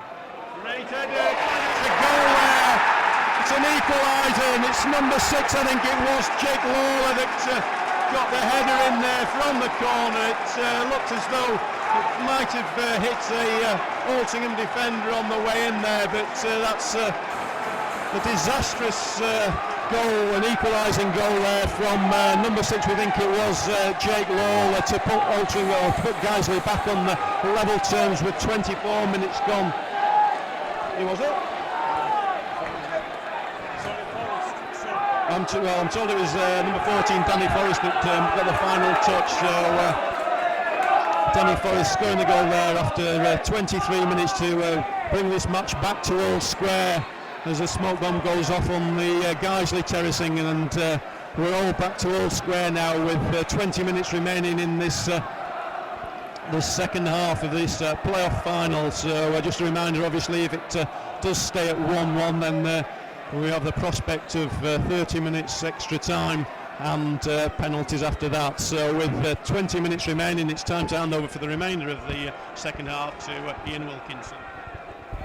Yeah, great atmosphere in Altrincham. Just regrettably just conceded the equalising goal, just scored in the 70th minute by Danny Forrest, but saying that Altrincham on the urgency. Left hand side with Reeves. Reeves thinks about shooting the ball to Clee. He does. Clee goes Michael Potts towards him with Moult, left-footed over to Densmore. His ball's not regrettably not quite reaching him, and it's the yellow-shirted, yellow shorts, yellow socks who are with the confidence of just getting that equalising goal at the moment with urgency. Potts driving forward, draws Moult towards him. All Potts has just done his wayward pass, gone out for a throw-in on the far side, but Altrincham were as probably what they've failed to do a lot this season is on corner kick set pieces. It was a corner kick. I reckon it was Danny Hall who shone out to jump the essential defenders, and somehow or other it came to Forrest. He was in the melee in the 6-yard box. It's come off him. Guiseley are back in the game. It's Altrincham 1, Guiseley 1. And the ball's now with Walshaw. Walshaw's done the head again. He's lost possession. Ball inside to centre forward Boys. Drilled across, Coleman half cleared with Jake Moult, and Jake Moult, what he's had to do is actually given a corner kick. So Altrincham pulling everybody back. Got to defend this corner kick. At the moment, we're just it seems to be at 6s and 7s under the cosh here. Got defending to do here. Just little errors that have just occurring at the moment, and as I say, we've pulled everybody back at the moment. Got corner kick's been taken, half cleared, been cleared. Well, I say half cleared. It has been now been hoiked over the crossbar by the centre forward Adam Boys, but at the moment, Ryan, we just seem to be without putting their kiss of death on it. We were controlling the first half, we were controlling the second half, and all that seems to happen at the moment is just that lack of concentration has allowed Guiseley to get back in the game. Of course, yeah, that's what's happening with the Guiseley goal. The ball's come across, he's unmarked at the back post, flick on, like you said, by Danny Hall, and allowed the substitution. Forrest at the back post is put in, but we're just looking again, me and Paul, we were saying at the back post, the substitute, Forrest, he's unmarked every time, especially the last 2 set pieces, and that's where the goal come from. So you think the first time Altrincham would have learned, and he would have stuck like someone like who's very good in the air, like Scott Leather, and he just stood there. But hopefully we can sort it out and we can try and get our foothold back in this game. Griffin driving forward, has a shot from distance, half cleared, comes back to Laurie, who does well. Laurie, great perseverance, driving forward in the 18-yard box, gets past Johnson. Is it going to come to Densmore? Densmore gets a challenge in, ball still in play, and it's actually relieving the pressure, and it's gone out for a goal kick. We got Kyle Perry about to enter the fray. Super sub Kyle Perry, he's going to come on. It's shouts of no, it looks like it's going to be James Walshaw who's going to be replaced. So Kyle Perry on, James Walshaw off for whatever reason. It's 28 coming up to 29 minutes into the half. Great round of applause for the effort and work that James Walshaw's done this season. He's done his shift for this afternoon. James Lowry just taking on a liquid refreshment. It's a corner kick, the rain's back out, and it's Stephen Drench, forgive the pun, is going to take the goal kick. Drench kicking long, looking for centre forward Boys. It's intercepted, comes back to Reeves, Perry slips, and it comes back to Richmond, shouts on a free kick by the management duo of Mark Bauer and Danny Boschel, but it goes back to Drench. He's had to kick under pressure. Ball gets past halfway. Forrest gets a nice flick on, but it's come back to Griffin. But he's, I'm not saying hurries, but he's released the ball and it's come to Ben Parker. Parker finding Forrest, draws Richmond towards him, dinks past Richmond. Forrest driving thingy, thinks about getting past Clee, but Clee kicks a boot out, and all that's happened is Kyle Perry strayed in an offside position, so it gives a chance to Guiseley to clear the lines. Of course, you're listening to Radio Robbins here on www.radiorobbins.com, and of course the main sponsors throughout the season have been Ashley Mowers Garden Machinery, and Ashley Mowers range of quality garden machinery. Tools include lawn mowers, ride-on lawn mowers, garden shredders, vacuums, handheld tools, and full range of tools and safety accessories. Check them out on ashleymowers.com.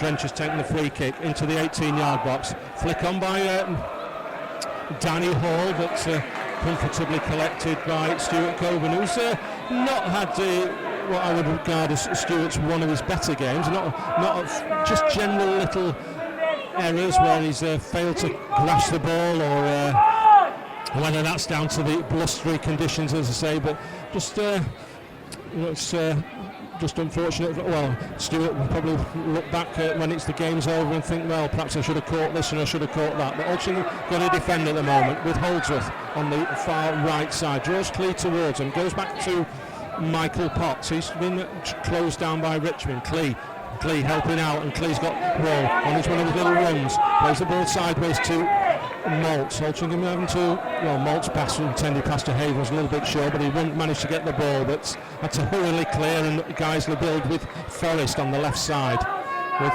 back to full-back Ben Parker inside to Michael Potts. Nice little dummy. Densmore slips and it's right side. Adam Griffin drawn towards the centre forward of Boys. Comes back to Johnson. Johnson on the edge of the D. Scuffs his right-footed shot. It's actually shouts of no. I actually thought initially it was I said the referee was given a free kick, but all the referee's decided is it's coming from Altrincham player. It's going to be a corner kick on the far right side. So that everybody here in the Altrincham contingent in the press box feels as though the referee John Brooks has got that one wrong, but at the moment it's going to be a corner kick. It's going to be taken into the 18-yard box. Kick long, comes out, Kyle Perry gets a good strong header as Altrincham clearing the lines. Laurie closing down on Rotherley. It's come back to Holdsworth, he gets a cross but the ball never gets aerial. Comes back to Rotherley. He's been closed down by Clee. Clee to twists and turns and finds James Laurie in the inside left position. But James Laurie letting the ball run, but perseveres. Thought he got the ball back and he's allowed Holdsworth to clear, but he's just given the ball straight back to Griffin. It's coming to about 13 minutes or so left here. Live commentary here at the J. Davidson Stadium. Altrincham 1, Guiseley 1. Simon Mitchell left space into the 18-yard box. Sells the ball to Reeves. Reeves, has he been held on the shirt? Falls to Perry. Perry gets it on the shirt. It's very good goalkeeper. They've been closed him down. Got his body towards him clear, but Perry still in the 18-yard box. Slips, gets a cross in. No Altrincham player in sight. Comes to Clee. Tries to control it on the volley. Not the best of controls. Back to Leather. Altrincham on the ascendancy still. But Griffin trying to get back into the game. Trying to make it 2 Altrincham, but it's still 1 each at the moment. Griffin back to Malt. Malt being closed down by Johnson. Griffin to Richmond on the overlap. Comes back to Richmond though, as Altrincham will have to build again from the halfway line. Malt right-footed drilled ball, but doesn't quite reach James Laurie. But Kyle Perry there, Ryan, great opportunity, could have made it 2-1, and you've got to say good goalkeeping. Yeah, from a goalkeeping point of view, fantastic goalkeeping. Hand just came out of nowhere. Fantastic save there by Drench.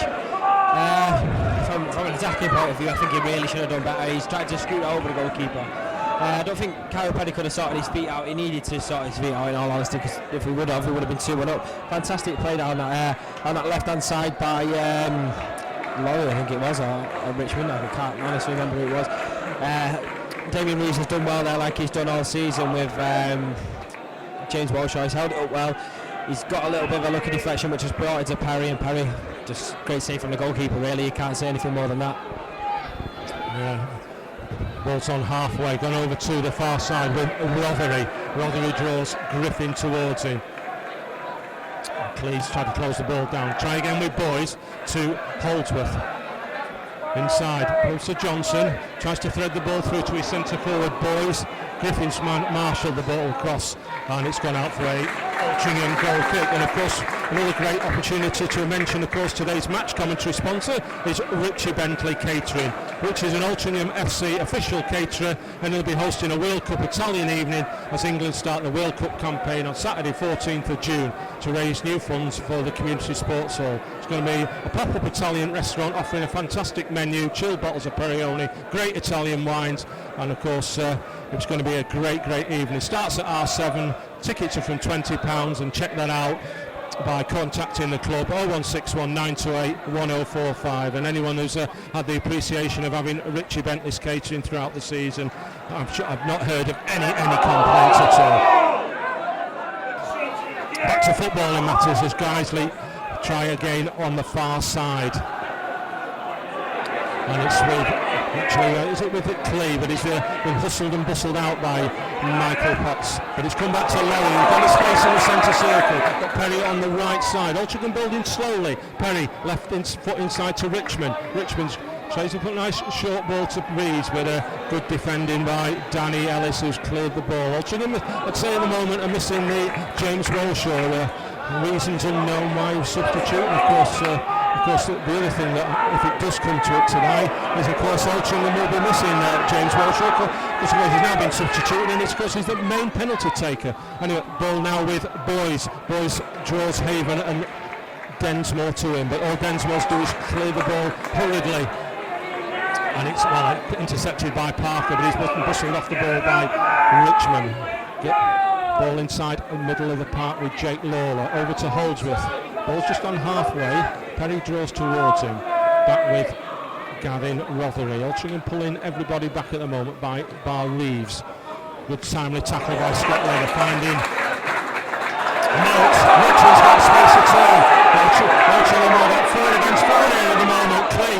Ball's been slightly overhit. Clee trying to get past Holdsworth. Is he going to get past Holdsworth? He does. He comes back to Perry gets a left foot crossover. Reeves gets a half chance, but it's been cleared by Parker, and it's been hurriedly cleared by Andy Holt. Altrincham trying to get a second goal there. Still 1 each here at the J Davidson Stadium. Crossed by Griffin, not the best. Comes back to Moult.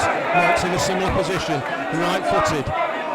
Over to the far side, looking for Laurie. Well, I was going to say, looking for Laurie. Comes short to Perry. Perry probably could have done slightly better there, trying to close the ball down, but it's with Johnson. Johnson on halfway.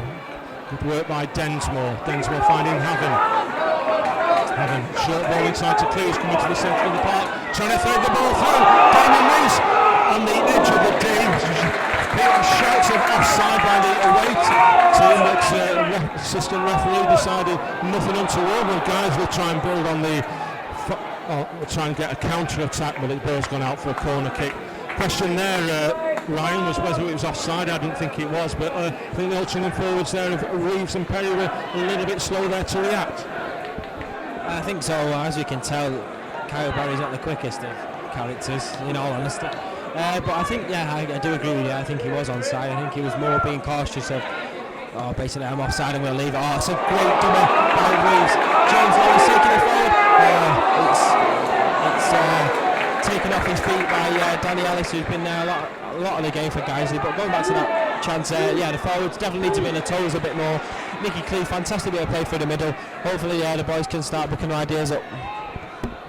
So again, Forrest has had a shot again from distance. When we had a game, Stuart Coburn has really eased his chest, his sort of parried the ball, but didn't feel comfortable to collect the ball. And luckily there was not a yellow shirted player in sight. There's going to be another substitute in a minute. Can't quite work out who it is. Both the management duos are all stood up as they try and find that opening to take the lead. But Guiseley are trying to work on the right side with Rothery. Rothery has been closed down by Adam Griffin. It's as though it's going to be a Guiseley second substitution. Can't quite work out who it is at the moment. All I can say at the moment is it's a throw-in on the far side, which the captain Andy Holdsworth is to take. Just about 5-6 minutes left here. Live commentary here at the J Davidson Stadium. This Guiseley try with Danny Ellis. Ellis over to Ben Parker. Leeson at barking instructions from the technical area. Both him and Tolson arms folded as Parker tries to, he's driving the ball forward. Ball with Lawler. Lawler's intended pass to goal scorer Forrest. And all he's done is found actually on the far side to Carl Perry. Carl Perry's intended pass. Damien Reeves had no chance of collecting it, and Stephen Drench has just hurriedly kicked the ball on, and the ball's gone out on the far side for a Altrincham throw, which Adam Griffin is to take. The substitute to enter is going to be Reese Maynell. There's been a free kick conceded by Ollie Johnson. Just getting the confirmation of it's actually going to be a double substitution. We've got Maynell. Actually, Forrest, the goal scorer, is being substituted.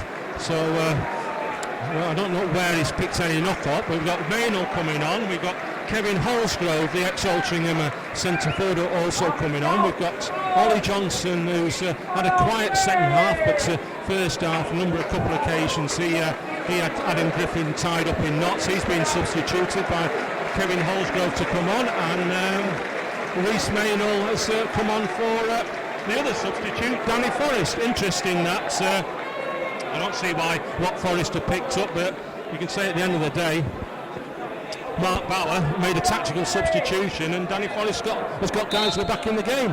Ryan. Yeah, it definitely must have been a knock, because you're not going to take him off. You're not going to bring him on, then take him off, are you? Not unless it's another tactical substitution, but I very much doubt that. But interesting one here. I think he was just a little bit of a limp, maybe something to do with his calf or his hamstring. We're looking for the lad who scored the goal.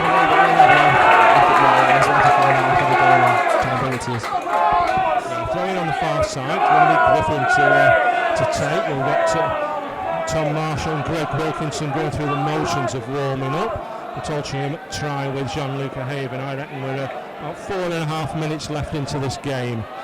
Haven kicking the ball, looking for Perry. Tushlin gets ahead of Reeves. Perry got the better of Danny Ellis there, using his bulk but didn't quite get the knock on to Damien Reeves, and the ball's been quickly cleared by Drench. It's come back to Haven in the right back position. They were not the best of clearances, but luckily the ball's been, well, heart cleared, but all the saying that, it's come back to Holsgrove, has drawn Densmore towards him in on the far side to our left. Holsgrove easily glides past Densmore, but yet again, we might say today, Jean-Luc Haven's been here, there and everywhere, saying that Perry's got a chance. He's going to get past Altrincham. No, Perry just didn't seem to me have the confidence there to get past Andy Holsworth. When there was an opportunity that he could have glided past, and it would have been one-on-one there, right? Yeah, definitely. I think he should have done a lot better. I'm a little bit mystified why he took James Walshaw off, because if he was in that position, he would have absolutely rinsed the defender, and maybe he would have put it on the back of the net, but Kyle Perry just didn't look interested there. Kyle was possibly looking for someone like Nicky Clee to pass the ball on to, and probably Nicky to get a crossing, Kyle to loiter in the 18-yard area and get a head on it and put the ball past Drench, but that didn't happen. Altrincham were going to try again with a free kick, bang on halfway, which is going to be Jake Maltz. Right-footed, 18-yard box, looking for Haven. It's been cleared by Ellis. Is it going to fall to Laurie? It doesn't. Guiseley counter-attack with Holsgrove. Saying that is counter-attack, but Altrincham managed to close him down, and it's with full-back Ben Parker who tries on the left side. Ball charged down by Scott Leather. Moulton, they're playing in temporarily centre-half position at the moment as Leather try gets back, saying that referee's got him the ball now, and it's Guiseley to play with Weatherly on the far side. Ball inside to Michael Potts, draws Scott Leather towards him. Potts is going to turn in, and yet again Stuart Coburn has just fumbled the ball there, and only the 6-yard area, the golf road end is grassless. There's a lot of soil, which of course is extremely wet there, but there Ryan, yet again, a weak shot, and Stuart just somehow just fumbled it for whatever reason. I don't know what his problem is there today, but Reeves has got a half opportunity, but Drench has managed to clear. But Stuart Coburn's handling today, really, for Stuart Coburn supporters, has been inconsistent. Saying that Perry's got away from his man inside the Alice is demonstrating to the referee that was Perry was pulling his shirt. It's definitely, all I'll say was it outside? It's a free kick on the outside of the area. Danny Ellis is being spoken to by John Brooks. All I think is it is a yellow card. I'm not saying the last kick of the game, I reckon it's about 20 seconds or so, but free kick, great opportunity. Let's hope we can get a good delivery. Let's hope somebody's there in a red and white shirt is going to get something on the ball and get the ball into the back of the net. Got 3 minutes of additional time. The referee is just marking the 10-yard pace. This Guiseley have only gone back about 2 or 3. The fourth official's just confirming 3 minutes. We've got a 3-man wall. We've got Sean Densmore, who's going to be the instigator. Nicky Clee's watching around. Haven, Perry and Reeves inside the 18-yard box. Densmore gets a little dink. Been half cleared by Stephen Drench. He's actually done a good save on it. It was actually a throw in which there wasn't any pace on it by Sean Densmore. And Drench, using all the years of his experience, has managed to comfortably get his body behind it, and it's actually gone out for a throw-in on the far side, which Clee's taken. We're now in injury time with Maltz gets a crossover. Perry gets a half-hearted flick on, and it's just back into the arms of Stephen Drench. Guiseley trying to launch an attack, but Drench has just kicked has he kicked the ball out? No, he hasn't. It's actually somehow stayed in. Holsgrove's managed to get round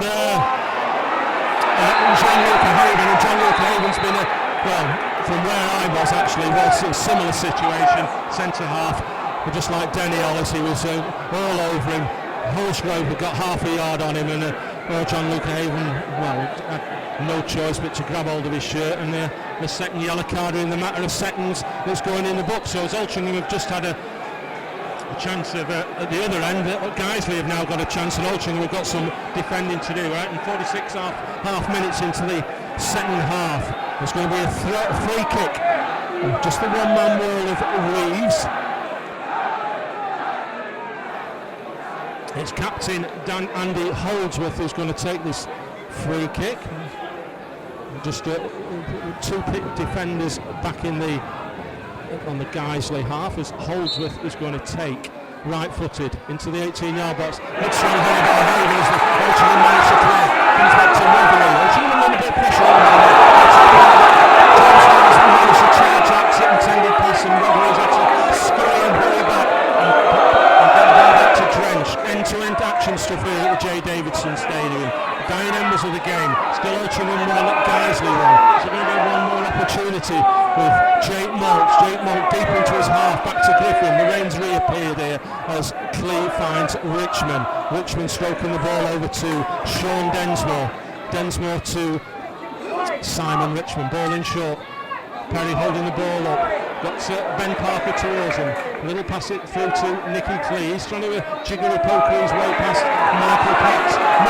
Maltz over to Griffin. Griffin, not the best of first touches by Griffin, and he's lost possession. And it's been scurrying back by Gavin Rotherham with pressure relieved. The ball's come off Adam Griffin, and it's going to be a goal kick for Stephen Drench to take there. They get some time looming there, Ryan. I think it's going to be a nail biter, as I am doing myself, which is not good. Two fantastic opportunities for both teams, and both cleared out by some strong defending. I think Paul just said there should have been a corner. I totally agree with him. Should have been a corner there off Griffin. Griffin hasn't had the best game today, but he needs to definitely up his game in this extra time period. The referee is going to blow here, and it is going to go to extra time here at the J Davidson Stadium. So there we have it, full time, 90 minutes, Altrincham 1, Guiseley 1. Exciting game, but plenty more excitement to come. I'm very pleased to say that we've got Kyle Perry joining us. Kyle joined the game midway through the second half as a substitute for James Walshaw, and he was involved in 3 key incidents in the game. Welcome, Kyle. Hope you're enjoying the broadcast. And you came on midway through the second half, and at 1-1, just after Guiseley had equalised, you had a pretty good chance to put us 2-1 ahead. But to be fair to Stephen Drench, terrific piece of goalkeeping. Yeah, he's a great piece of play as well, watching the build-up there, linking up with Simon Richmond. What a player he is, by the way. And then getting myself in the box. The ball's coming sharp, laid off by Reevesy. I feel like I've had a good touch, but the keeper comes at me as fast as anything, so I can only get a quick pounce, left foot outside the foot shot off, and he does fantastic to save it. So we're going into extra time now, and we know that it was a dramatic finale to the game. But in the first period of extra time, we're going to see a superb effort from you after another really good piece of play, particularly from James Lorry, and Nicky Clee, I think, was also involved, where you've thundered an effort over Stephen Drench and onto the crossbar. Yeah, I think if I could have just got some more whip on it, and as you see, he's missed it and it's hit the bar right under him. I think it would have dipped down if it was more towards the corner. But it had that excitement, that romance, that passion in the air, and everybody was on the edge of the seats. And it was just watching back, it's giving me goosebumps. Great to be a part of. And phenomenal finish, as we know. And you played a big part in that. Lots of discussion since the incident. Was it a foul on Stephen Drench when he joined Altrincham a year last February? He said it was, but I think most Altrincham fans think it definitely wasn't. The ref never gave it, so it was never a foul. And when the goal did go in, as we'll see on the footage coming up, all the Alti players go one way, you go the other way. I honestly couldn't contain my excitement. It was a season we all worked hard for, a moment that we all worked hard for, and it was as if I knew, like I say, Masher's big header. I've known Masher, played with Masher a number of years. I'm a big believer in you don't stop playing till the final whistle. And we put Greg on for the penalty, unbelievable penalty taker. But as the ball was going straight to Masher's head, I knew where it was going to go. So I was on my bike, and being the big lad, there wasn't going to catch me. And I think I surprised the keeper as well. And throw back to my WrestleMania moments, flying drop kick, We both crash. The ball goes down. And if you watch it, the finest of gaps, Greg just slots it down the corridor and everyone goes one way. And I have no idea where I'm going. I think I'll just start running around in circles or something. Yeah, it was a quite unique goal. It was a towering, he must have gone 40 yards from Tom Marshall. And Greg starts off on the halfway line. He's got a lot of ground to make up. To be fair, you were on your bike and you got good momentum going. I'm sure that wasn't a pleasant sight for Stephen Drench. No, I don't think it was. And that's why he's trying to play that it was a foul. It wasn't a foul. We never made contact. On another day, the ball bounces to me and I'll put it in. But Greg was the hero. It was great to be a part of. And as I say, that little corridor opened for him and it was as if it was meant to be. And what a club, what a time to be involved in there. And I thoroughly enjoyed every minute I was there. You had 2 seasons at Altrincham. That was the end of the first season, great triumph. And to be fair, the second season as well, we did well to consolidate ourselves in the National League. And it was a good season for you as well. Thoroughly enjoyed it. Loved scoring goals. Loved playing. Loved the lads. Loved the gaffer, the board, the chairman. Everything was perfect. Loved it. I knew it was a good club to be at because it went like that. It went so quick. Like I say, before you knew it, it was gone, and that was 2 seasons. And like I said, I was devastated after with what happened with the club, finding where there was, because I always thought I always imagined the club to be a football league club after what I was involved with the club. So it's great to see them doing well on the pitch now. And as I say, it's great to be part of that history, and I have fond memories. And Lee said it was the manager, and he played a big part in your career. He did, yeah. I've got a lot of love, a lot of respect for Lee. He's done wonders for my career. I talk about romance of the FA Cup. I was at Chasetown. He was the Port Vale manager, and I was one of the first non-league players to make the step up into the Football League. And I paint the picture. I think my dad was there with the dog on Tuesday night when I was playing for Chasetown. On the Saturday, I was playing in front of 30,000 fans at Swansea away, and that was thanks to Lee. And I never played a big part either. I played a big part in the Port Vale team then, and fond memories. And when I got the call off Lee to come to Alty, it was a no-brainer. And like I say, I'll always hold him highly regards from everything he's done for me in the game. And especially as well, the lads and everybody involved at the club. I couldn't think any more highly of them. Okay, that's great. Thanks very much for joining us, Kyle. Let's watch that extra time period and that dramatic finish. Altrincham will be kicking towards the Gulf Road end. It's going to be Guiseley to start this first period of extra time. The referee blows his whistle, and it's everything to play for. The tension here you can cut with a knife, and both teams have given their all in the first 90 minutes or so. And who is going to edge it in the remaining 30 minutes of injury time, or indeed on penalties for the right to play in the Conference Premier next year. Altrincham on the attack now. Perry, 2 players around him holding the ball well. Tries to go around the outside and in the end wins a free kick. He uses his weight and clatters into, well, that's a bit unfortunate there. It's going to be a booking, I think, for Andy Holdsworth, but it was more a case of Kyle Perry trying to bulldoze his way past Andy Holdsworth, and he just ran into him, bundled him over, and the referee, Mr. Brooks, has, well, I think he's going to book him. I can't quite see because he's just behind the stanchion of the stand. Ryan just confirming that he has been booked, so it's going to be a free kick to be taken by Altrincham just on the corner of the Guiseley area, to be taken by James Lorry.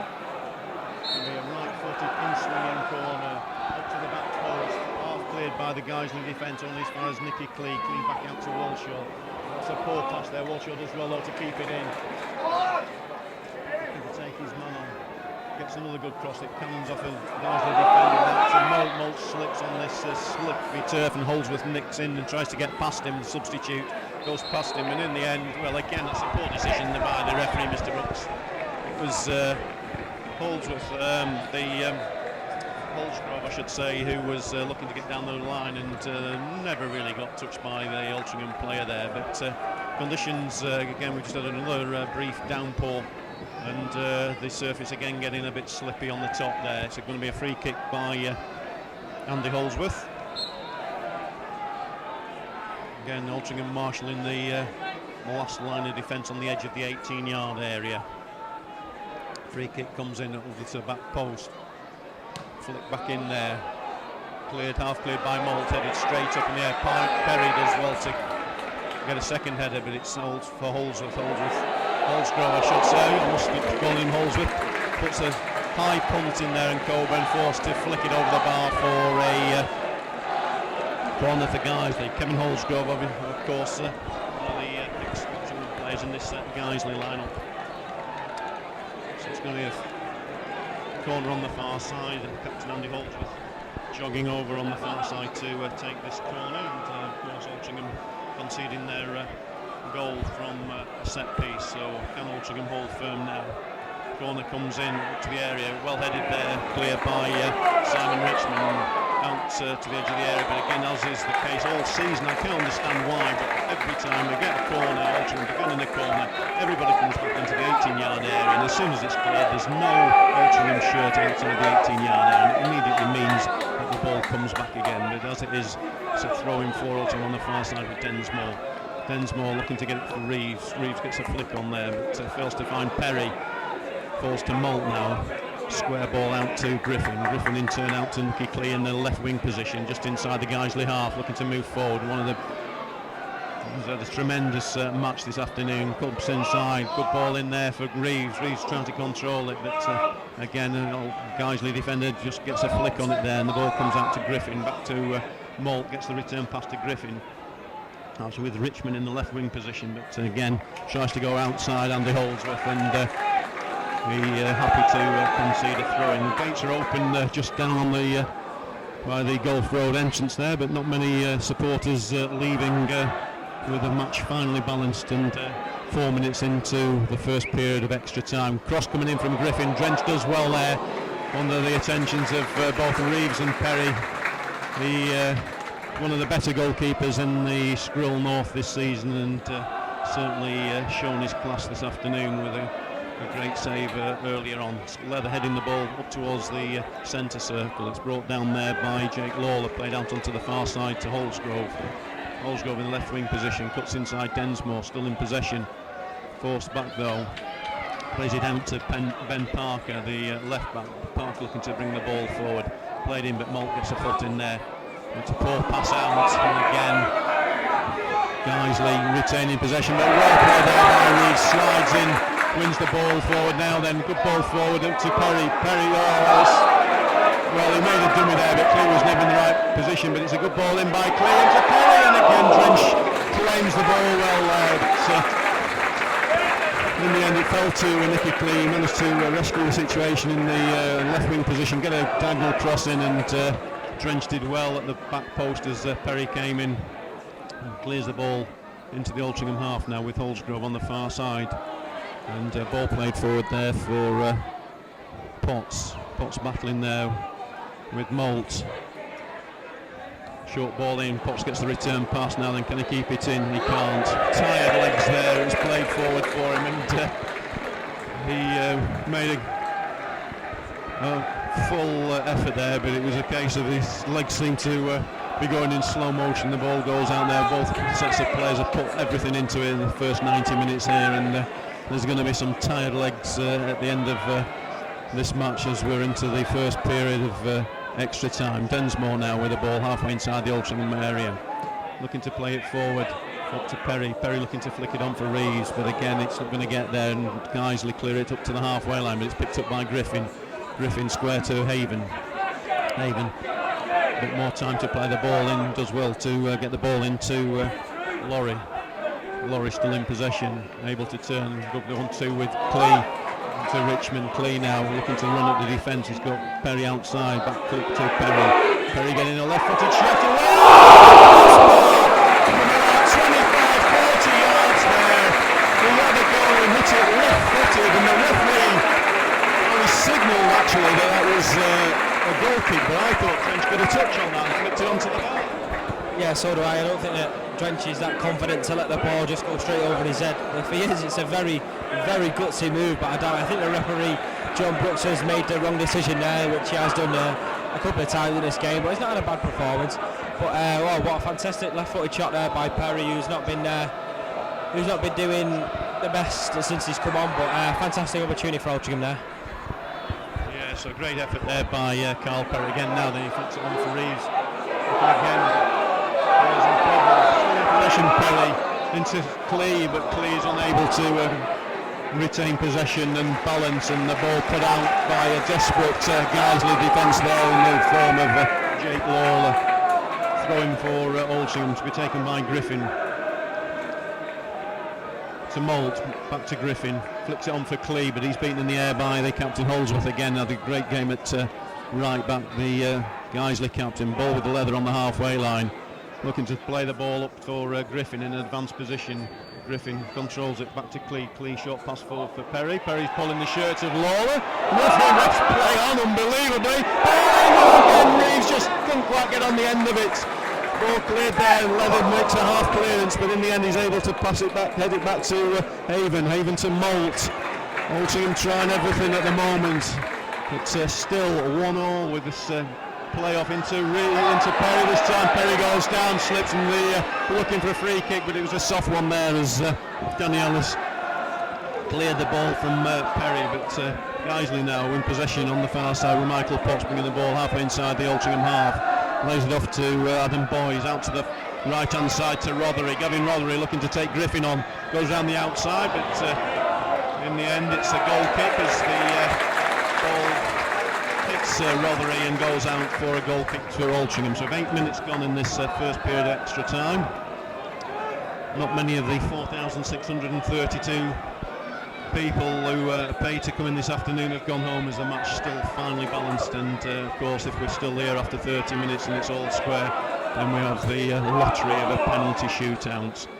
Danny Hall clearing the ball up to halfway inside the Altrincham half to Haven. Haven controls the ball and then returns it with interest to Danny Hall, who's heading forward there. Rather must be by Michael Potts.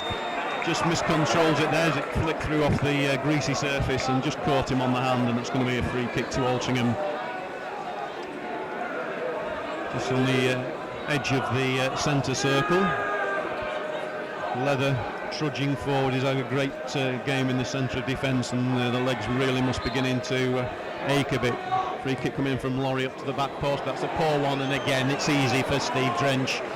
First time clearance, looking for Holsgrove with Griffin underneath him, and in the end that's going to be a throw in for Altrincham. Holsgrove on as substitute at the end of the second half here. Certainly looking to use his pace getting forward. It's lively with a fresh pair of legs since coming on. It's a poor throw there, looking for Perry, which never got there, and it allows Lawler to bring the ball forward now, which the substitute, Rhys Maynell, gets a return pass. Densmore gets a foot in, but Maynell able to get a cross in, and in the end Haven clears up towards the halfway line, and Guiseley retained possession. Now then played in there, but Griffin. Oh, it's slack there, work by Griffin. He should have cleared his lines there, tried to flick it up for Clee, but Guiseley get possession again, and it's the captain, Andy Holdsworth, looking to play the ball down the line, but Nicky Clee closing him down. Every Altrincham player working the socks off now, as is the case with the Guiseley players. Neither side have given an inch this afternoon, as the sun comes out now, and it's played forward and flicked on there by Holsgrove, but through for a goal kick. So 11 minutes gone in this first period of extra time. As I say, the sun shining. We had a shower about 10-15 minutes ago, and we've now got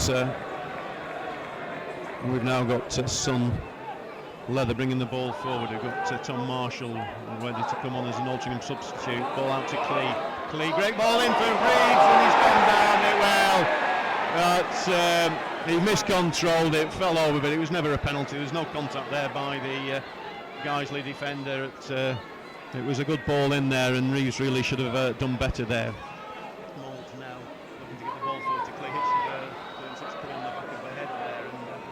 second attempt up towards halfway into Potts. And this time the ball goes out for a throw and allows Altrincham to make the substitution. So it's going to be Tom Marshall coming on for the left back Adam Griffin. 12 minutes gone in this second half. Tom Marshall replacing Adam Griffin. So we've got Scott Leather. It looks as though Marshall is going into the centre of defence. Leather stepping out to left back. Thrown to be taken by Andy Holdsworth, right on the halfway line in front of the Altrincham dugout. It's going to be down the line. Leather gets up well, gets a header in, but it only falls as far as Rothery, looking to play the ball forward, but Nicky Clee steps in to Moult. Moult looking to get it up to Perry, hits him underneath. And, poor pass behind Reeves, and Reeves slips again on the greasy surface, but Moult looking to clear the ball there. Just a high ball forward, getting scrap in the middle of the park now. Moult misses his challenge and concedes a free kick. The referee looking to play advantage there. He's had a good match, the referee, Mr. Brooks. But a couple of decisions got slightly wrong, but you can't really fault him for his overall performance. It's going to be a free kick now, just on the edge of the centre circle for Guiseley. Everybody, all the players, really looking very tired as the ball goes over everybody and out for a goal kick for Altrincham. So 13 minutes gone in this first period of extra time. Still Altrincham at 1, Guiseley 1. Altrincham taking the lead with a goal by James Law in the 50th minute before the substitute Danny Forrest got on the end of a flick to equalise from a corner to bring this match into extra time. Perry loses out there, the ball comes to Leather. Leather out to Clee in the left back position. Back heel, that's a poor one by Nicky Clee. That's going to be a booking, I think. It was a Clee back heel, but none of the Altrincham players were on the same wavelength there, and in the end forced to concede a free kick. The referee taking no further action, but it's going to be a free kick to Guiseley at 10 yards inside the Altrincham half, with a minute to go to the break in extra time. Again, sun comes out, bright sunshine as this free kick comes into the Altrincham area.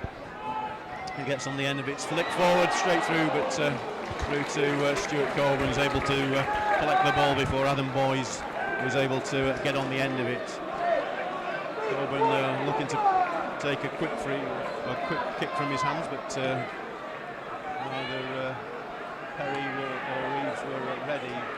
Kick comes up, and in the end it's headed up in the air by Perry, but headed back to catch by number 6 Jake Law, and that signifies the end of the first period of extra time, and still nothing to choose between the teams. But at the moment, I must admit, in that first half of the extra time, it was actually Altrincham, if anything, to me, have just suddenly run short of ideas. Whatever reason, Lee Sinnott replaced Kyle Perry for their. James Walsh, talking to that name, Kyle Perry, it just found himself with a little bit of space, but he just controlled the ball with his outstretched hand, which relieves the pressure on Stephen Drench in the Guiseley goal. So, yep, anyone joining us late, it's 1 each was the full-time score after 90 minutes. Altrincham took the lead in the 50th minute with the goal scorer who got the winner against Hensford Town a week ago, James Laurie, and then the 70th minute Altrincham failed to clear a corner kick, and the ball bustled around them, and it was a substitute, Danny Forrest, who was unmarked and somehow bundled the ball past Stuart Coburn in the Altrincham goal. But Altrincham at the moment is trying to build from the back with Scott Lever. He's actually gone in the he's actually in a left back position, replacing Tom Marshall came on in the first period for Adam Griffin, who to me didn't have one of his better games, and throughout the game, especially in the first half, Ollie Johnson, the Guiseley number 8, was also been replaced. But Guiseley got a chance here in the 18-yard box. Shot from the D. Stuart Coburn comfortably went down and collected the collected the ball from Adam Boys, but if anything at the moment I'm finding Ryan that Guiseley seems to have the more ideas going forward, and I'm not saying we're hanging on there, but it probably needs a bit of inspiration from the likes of Clear, Richmond and Laurie to get this second goal for us. Yeah, they've come out definitely the better team in this extra time period. They've had more shots, they've played a better football. We've been very lucky that they haven't, oh my God, get rid of it, well done. They've been lucky that they haven't didn't have a right footer on that last chance there, because Ben Parker obviously he's playing left back, come through, shimmy the defender, passed it obviously because he wasn't confident to take it on his right foot, and thank God really, because if he did take it on the right foot it could have been a little bit of a in-swinger into the far post, and hopefully all the way that the game's gone, Coburn might save that. Yeah, put Laurie on the attack, plays the ball onto the edge of the lead. Perry, it's still with Perry, but when again since Kyle Perry's come on, his first touch has totally let him down, and Gavin Rotherley has managed to collect the ball and get the ball back to Drench, who's managed to clear in the Guiseley goal.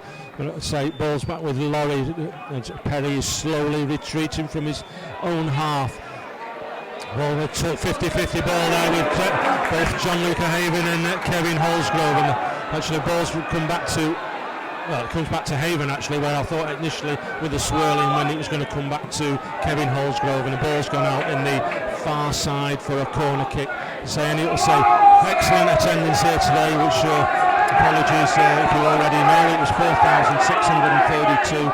I reckon that's the best attendance that we've had since going back to our glory FA Cup days when Sheffield United were the visitors back here, and a great contingent of away support, 794 have travelled down from West Yorkshire this afternoon.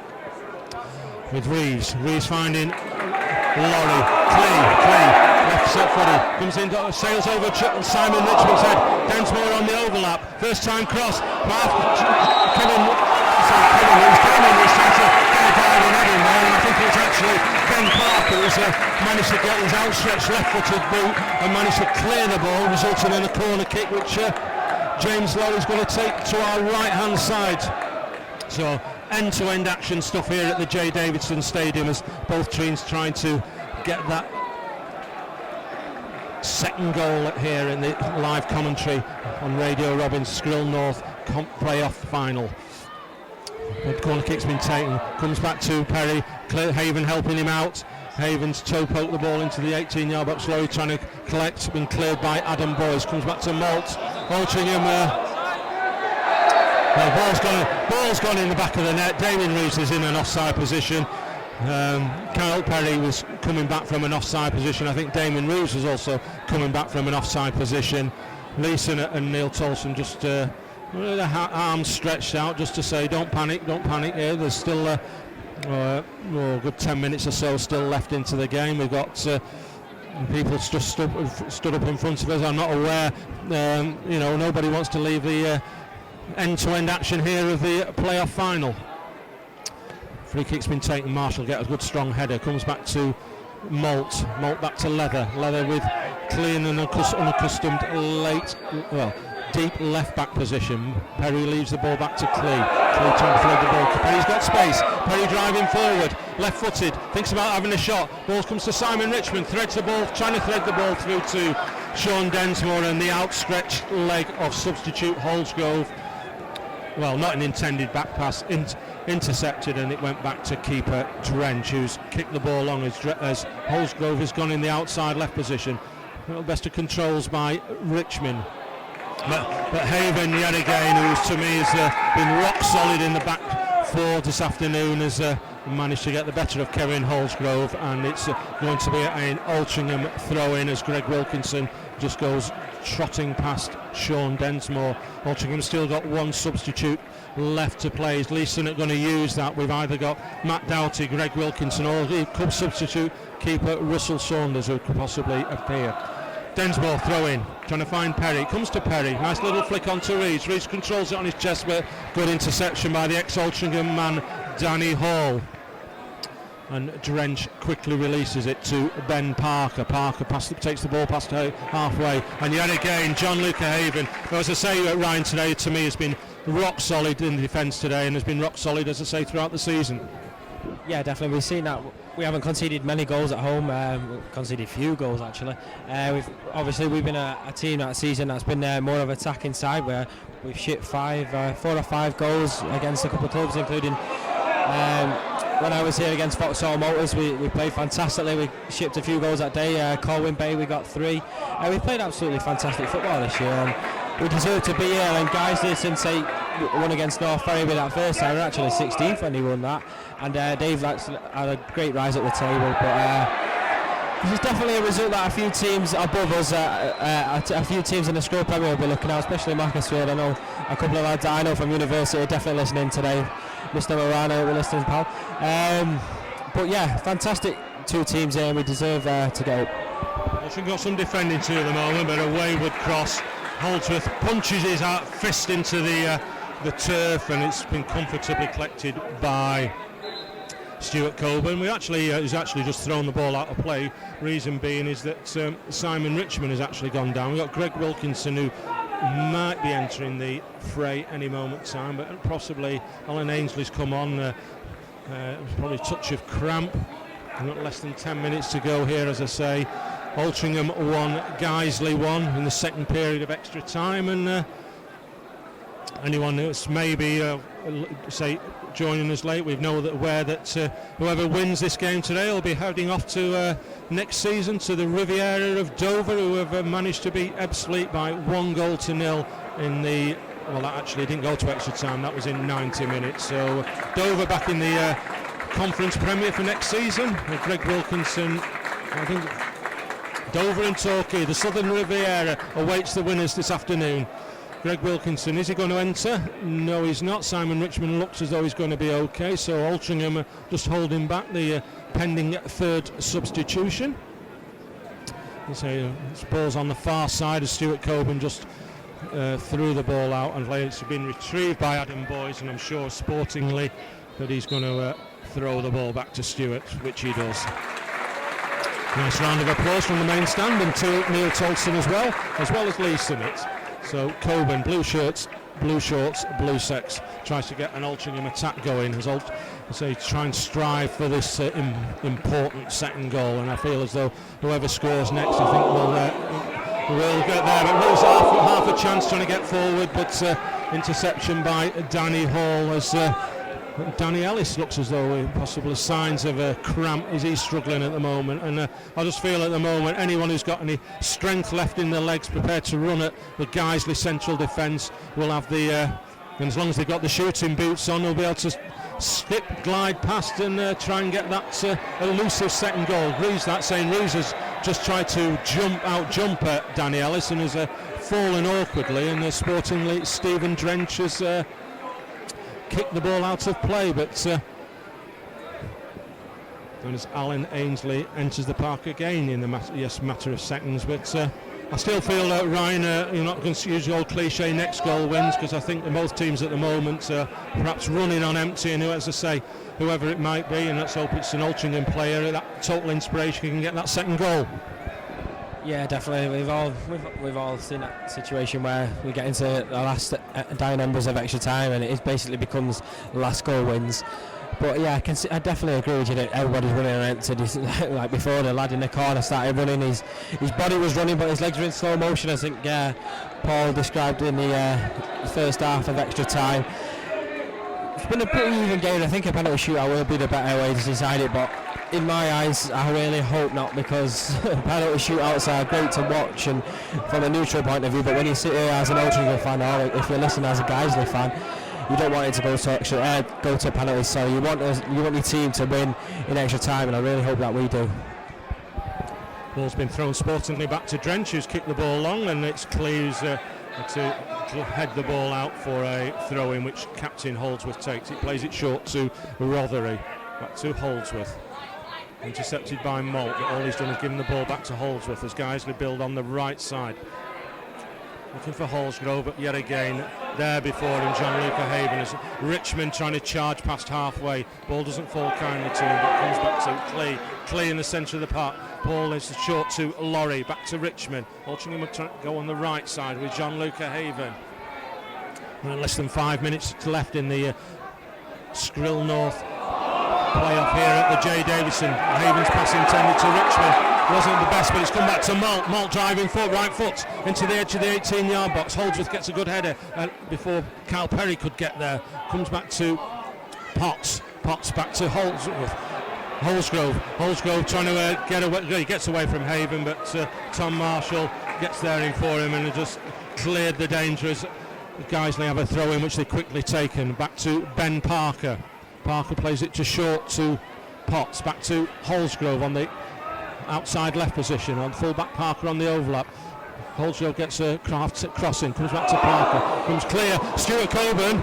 Yet again was actually, I don't say the ball bobbled unkindly to him, but it seemed to just hit something accordingly. And then Altrincham, glad to report, managed to clear the lines, conceded a corner kick where the yellow-shirted player, perhaps in normal time, would have been there, and it would have been gone in the back of the net. But Altrincham just not under panicking at the moment, but it's jittery stuff as they've got a corner kick to defenders. Substitute Maynell is going to take.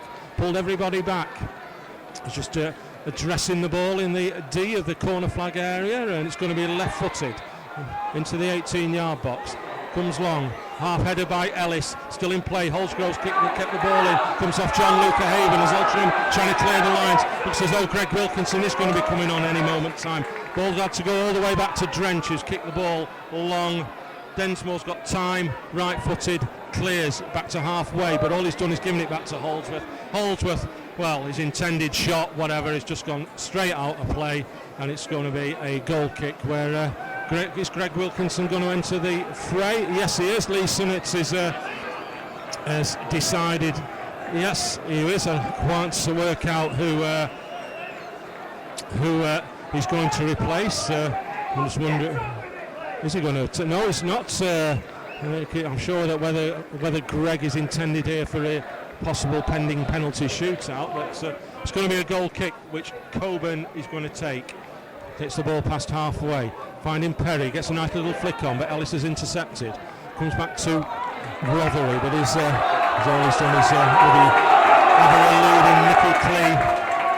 It's gone out for an Altrincham throw-in as Greg Wilkinson is about to enter the fray, just getting some last-minute instructions. Altrincham desperate to make this third and final substitution, but a throw-in with Clee. Short of the 18-yard box. Perry's got time, turns. Malt trying to jigger his way on the left side. Has to go back to Clee. Clee finds James Laurie in a bit of space in the centre of the park. But he goes shorts to Perry. Perry thinks of having a shot from distance. Left-footed. Muted round of applause from the away support. Well past Steve Drench goals. And Greg Wilkinson is now going to come on as we're reckoning probably just about a couple of minutes or so left in the Skrill North playoff. 30 seconds, thank you Brian. I know I did set my watch slightly late as the fourth official is doing what he has to do, put the numbers up. I don't know what he's actually doing, but we're now actually, we are getting that third and final substitution. So Greg Wilkinson is coming on. Still not got the number I don't think any of the Altrincham players know who he's going to replace, and it's actually Damien Reeves who is coming off for some strange reason. Damien Reeves wasn't the best of penalty takers last season. I think he scored as many as he missed, but we've got a situation where 2 minutes of additional time. Strange substitution, Ryan. Yeah, definitely, like you were saying, he scored as many as he missed last year. As a forward, he's been with confidence this year. It's a bit of a weird decision taking off Damien Reeves there. He's one of the better strikers of the ball in the team. Maybe he is running on empty. He's done a lot of covering of the ground this game. We've got a chance. Kyle Perry's through and goal. He's through. He's come out to me.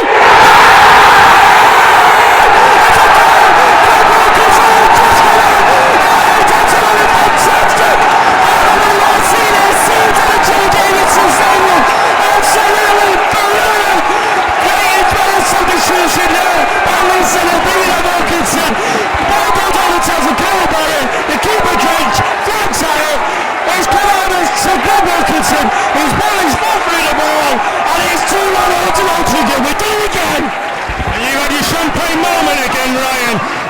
Guiseley there, 6 and 7. Greg Wilkinson yet again on the park. Matter of seconds, he got a vital equaliser against. I think it was Telford here when he'd only been on the park. The ball went through. Perry used his bustle, got the better of Drench. Drench only sort of fingertip the ball out. Wilkinson, fresh legs there, cool as a cucumber, sliding the ball past House legs of Stephen Drench. Damien Reisland, Lee Sinnott just had a tussle. Brian Flint's going absolutely balmy. The main stand is actually, they all eventually just sat down. I didn't win in stoppage time, but what a substitution to make by Lee Sinnott. And Altrincham now just matter of seconds away from Conference Premiership football. Come on! Brian Flint shouting, come on. Maltz on a clear, finding with Danny Ellis trying to get the last tackle going for Guiseley. Potts inside the 18-yard box, trying to get past Jake Moll. And Jake Moll is just shipping the ball away. It's going to be an Altrincham corner goal kick. The open's going to just be kick and blow. Referee's just had a word with Stuart Coburn, but what a time for Greg Wilkinson. He'll go down in folklore as a super sub. Lee Sinnott just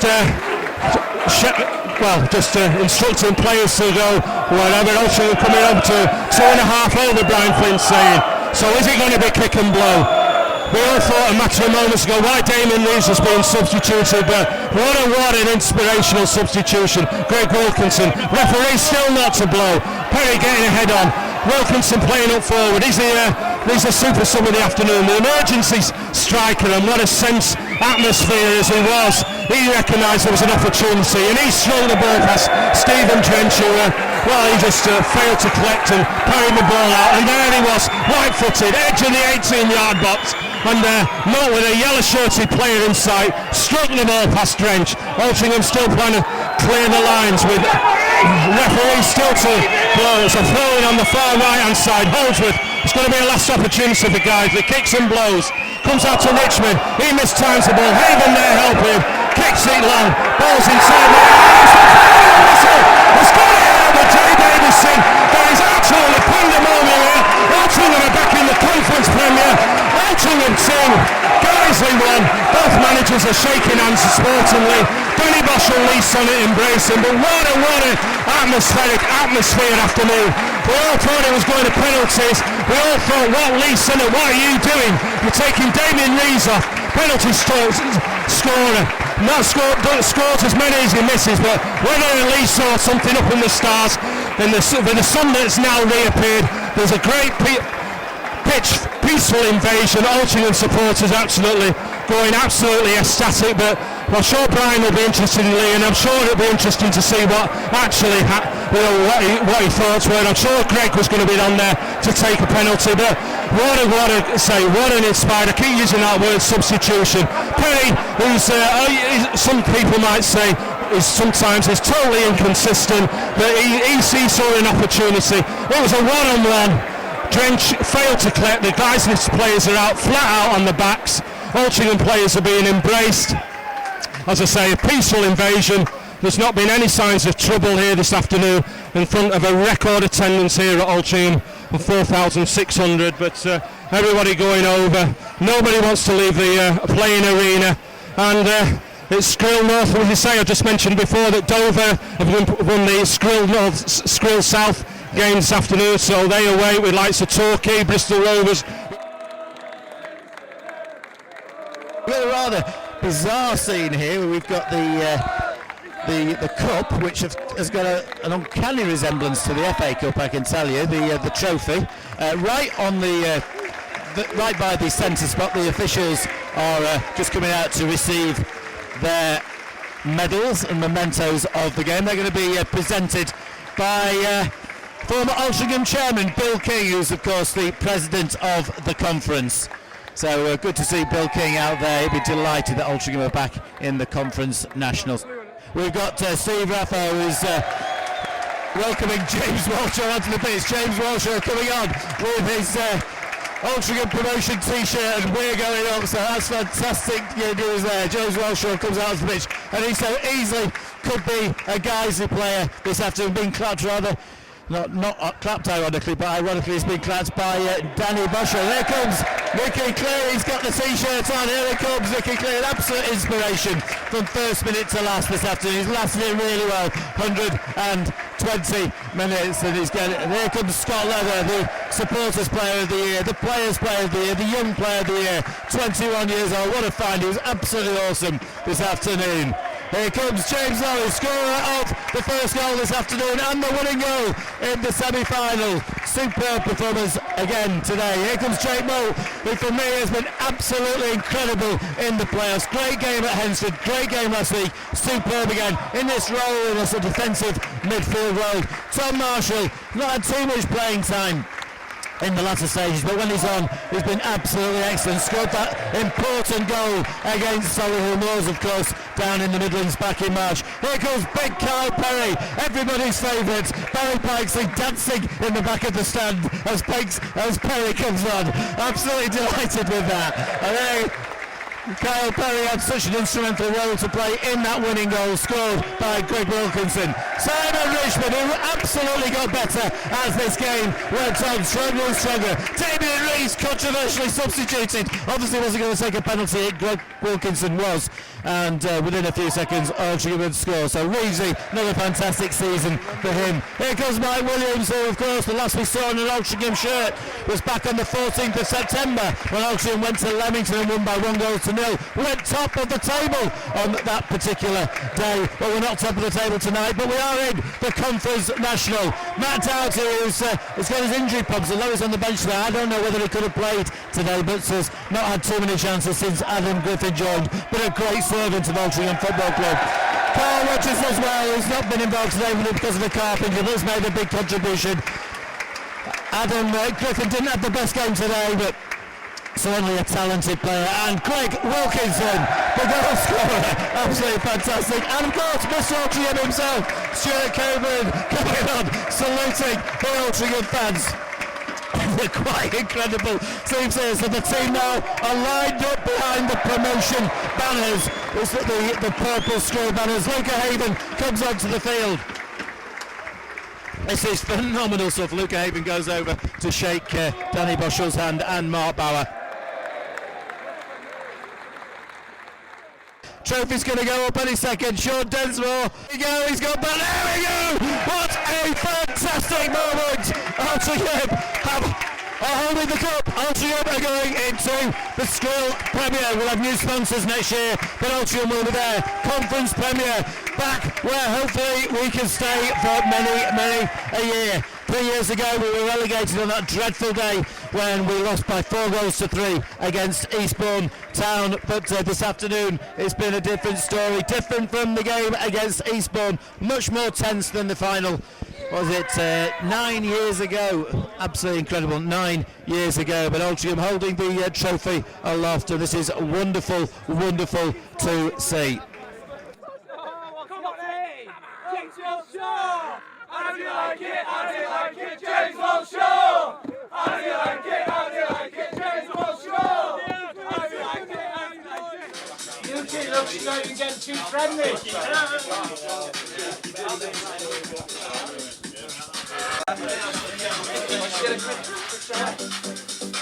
Yeah, 1, 2, testing, 3, 2, 1. Hulk Hogan! I'll tell you what, Hulk Hogan! Right, I'm out of shots.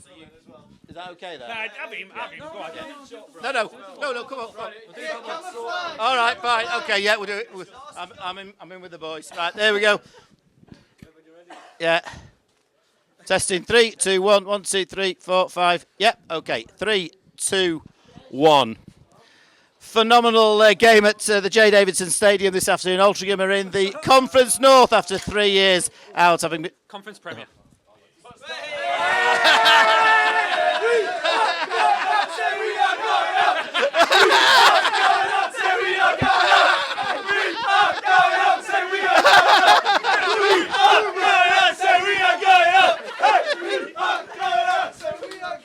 Right, we'll try that one again. Right. 3, 2, 1. Phenomenal scenes. Altrincham are going up 2-1 victors over Guiseley, and we're back in the Conference National next season. And we have the two perpetrators of the winning goal at the final minute of extra time. So let's first of all talk to Kyle Perry. Wonderful substitution by manager Lee Sinnott. We'll talk to James Walshaw in a moment. Can you get Greg's pants in? Oh, let's get Greg's pants in. There we go. He's got blue paint on. Right, first of all, Kyle, tell us about the goal from your point of view. Well, I was running forward and I just thought, Friday the 16th, I'm releasing my album and I've got to make sure that I get in front of the camera. And I saw Greg behind me and I thought, I don't want the glory here. I might as well go up with the keeper. And he's a champion. And what are you going to sing? Tonight, Matthew, I'm going to be... No, I'm not going to sing anything, unfortunately. Right. Greg, the man who's put Altrincham into the Conference National, side foot, one touch, been on the bench a minute earlier. Tell us about it. Well, really, I should have come on 10 minutes earlier because probably would have finished 4 or 5-1, but I think no, honestly, it was great to come on and score. Brilliant, yeah. It's back where the club belongs, so I'm more than happy to... What? Yeah, carry on. No. Okay, fantastic stuff. And it's the second time you've done it because you got the equaliser against North Ferriby came on. Masha headed the ball down to you from the free kick and you wellied it in. Fantastic stuff. I know, yeah. Well, I had a feeling today as well that we was going to win. And when I was warming up, I said to Tors, I thought, I think I might score today. And thankfully, Kyle fouled the keeper and it fell to me and stuck it in. I'd just like to say, the atmosphere today was fantastic. But honestly, at the start of that second half of extra time, when there was that rumble in the crowd, some of that, I think I got Jay's eye and Malty's eye, and we thought it's our time now. It's our time. Brilliant.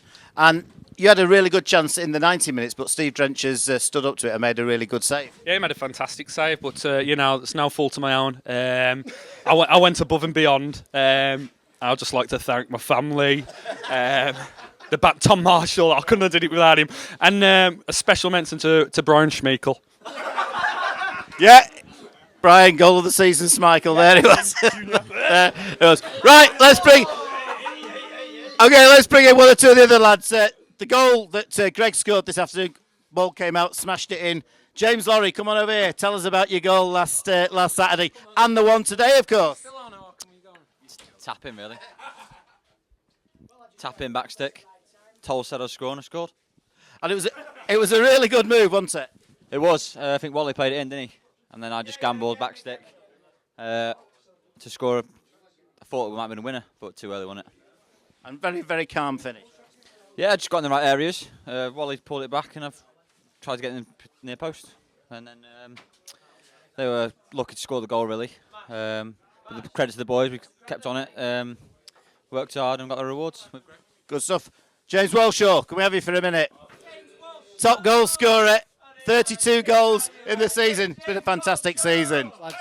Yeah, it's been a tremendous season. I was saying to the Guiseley centre-back just before I went off that we've played in last 4 playoffs and one of us is going to be losing 4 in a row. Lads, I'm telling you. Anyway, it's ended up he's lost 4 in a row, and I've got up for the 4th time. Get it! James Walshaw! James Walshaw! We are going up, say we are going up! We are going up, say we are going up! Fantastic. Right, Jake Moult, come on, let's give him a word. Right, for me, this has been the player of the playoffs for me. Jake Moult, absolutely fantastic. Yep, totally agree. Just change the role slightly from Neil Tolson here. Just change the role slightly, and I think it suited me down to the ground. So yeah, great. And last year we didn't bottle it a bit, but we got well beaten at Brackley. There was no chance of that happening either last Saturday or in the first leg against Hensford or today. No, I think that spurred us on today. To be honest, the defeat at Brackley obviously made it even more important today to obviously get up to the next level. So yeah, it's been great. Okay, let's have a bit of a quick word with Masha. Tom Marshall, come on, get yourself over here, this fine body of a man here. So, you've not had too many minutes. Had your best game of the season against Solihull, scored the goal, then didn't play much after that, so I bet you weren't too happy about that. Cheers for reminding me. But this, the 3-4 or the 3-5-2, 3-4-1, 3-5-2 or 3-4-1-2, when you've come on, that system's worked really well for us all season. Yeah, as to be fair, we don't really do anything in training. Gaffer just puts it together a little bit, and it seemed to work in the. It's to be fair, it seemed to work in the playoffs. We got a lot of lads who are very attacking minded, and it's good to have a three there to just to keep it solid back there. So it's worked the past few weeks, and look, you can see what's happened. We've got the promotion. And it was it was pretty tense watching in the stands. What was it like in the dugout? You just really want to get on the pitch, don't you? And the gaffer just kept saying to me after I think it was about 30 minutes into the second half, get warm, and I was still getting warm after 10 minutes into extra time. But I was. I was just ready to come on. To be fair, it was a big occasion. It was a game we want to be playing, really, isn't it? So. Okay, Tom. Greg, can we just have you back for 1 second? Just want to ask you. It seemed that we were trying to get you onto the pitch for a couple of minutes. Did Lee get you on when he wanted, or was that later than he wanted originally? I'm not too. I'm not too sure. I think he wanted me on for a penalty, to be honest, because we've been practicing them for the last 2 weeks, and I scored quite a few. So I don't know. You'd have to ask him. I think he was trying to get me on, but he was waiting for the right time. And he waited for the right time, and it worked, didn't it? And you've run on the pitch, and then the ball's been knocked forward. You must have literally ran to the edge of the area and knocked it in, and that was it. Yeah, it was first touch. I think Mash headed it clear, and then obviously when Pez fouled the keeper, the ball rolled, and I thought, this is it. I'm not going to miss an open net, so slotted it in the net. Brilliant stuff. Greg Wilkinson, the match winner. Let's have a word with Neil Tolson. We will have a proper interview with Lisa hopefully at some point. But Neil, it's the end of a very, very long season, but we got there. We have, yeah. Fair credit to the boys. They've stuck at it, worked the socks off, and they should thoroughly deserve today. These days don't come along very often. They've taken every game as it comes, and proud of them. First half, we started really well. Guiseley got back into it, had a couple of good chances. A couple of key moments, I think, in the first half. Damien Reeves' early chance and Scott Leather's challenge just before half-time as he deflected the ball over for a corner. That's right. It's there are always going to be barriers that you need to overcome. They're a good side. We said to the boys we started building a bridge in June, and we had to make sure that they crossed it, which they have done today. So I ran up to my brothers at the game. I got a little bit emotional. I'll hold my hands up. But apart from my daughter being born, today is probably the proudest day of my life. Fantastic stuff. Great goal we scored, the first one. The James Lorry goal. It was a really good goal. I said to James, him, I've seen you scoring a goal. I've seen you scoring and running over to our fans. I told him he was going to do it, and I think he's actually started to listen to me, James. If you see the improvement in his games over the last 6 or 7 weeks, he's obviously listened to me. Top player he is. And there was nothing in the game. It was 50-50. Penalties would have been very difficult for both sides. But what a way for it to happen. It was a great way. Sometimes it's written the stars for you, isn't it? And Wilco was put on. He was always going to go on for a penalty. And luckily for us, we didn't need to go that far. So now it's Bristol Rovers, Grimsby Town, Wrexham, Lincoln City. Fantastic. Can't wait. I might even speak to the gaffer, see if we'll get me signed on again. Brilliant. No, it's been great. Great, massive thanks to the fans. The fans have been superb all season. They were brilliant today. And, it's for them. I think the football club belongs in the conference. So, we've done it, and they're a great set of lads and a great football club. Yeah, best part of 5,000 here today, which is incredible. That's right. Well, when it came out, I thought I misheard that. But that's the 460. Well, that's the type of club that we're playing for. We can generate those games. So, well, it's been brilliant. It's been a great season, and That's what it's all about. Fantastic. Right, okay. So we've held Lee set up for long enough. He's got to get up the M62, get over to somewhere near Amsterdam where he lives. Right, Lee. Incredible, really. Yeah, I mean, if you look at the semi-final with the last 12 minutes of the second leg, you're thinking, how can you, better that? But that's the way it turned out, didn't it? To score in the as there was 2 minutes extra time in. What do you call it? Extra time, isn't it? Yeah. Added time in extra time. Yeah. It's just falling perfectly.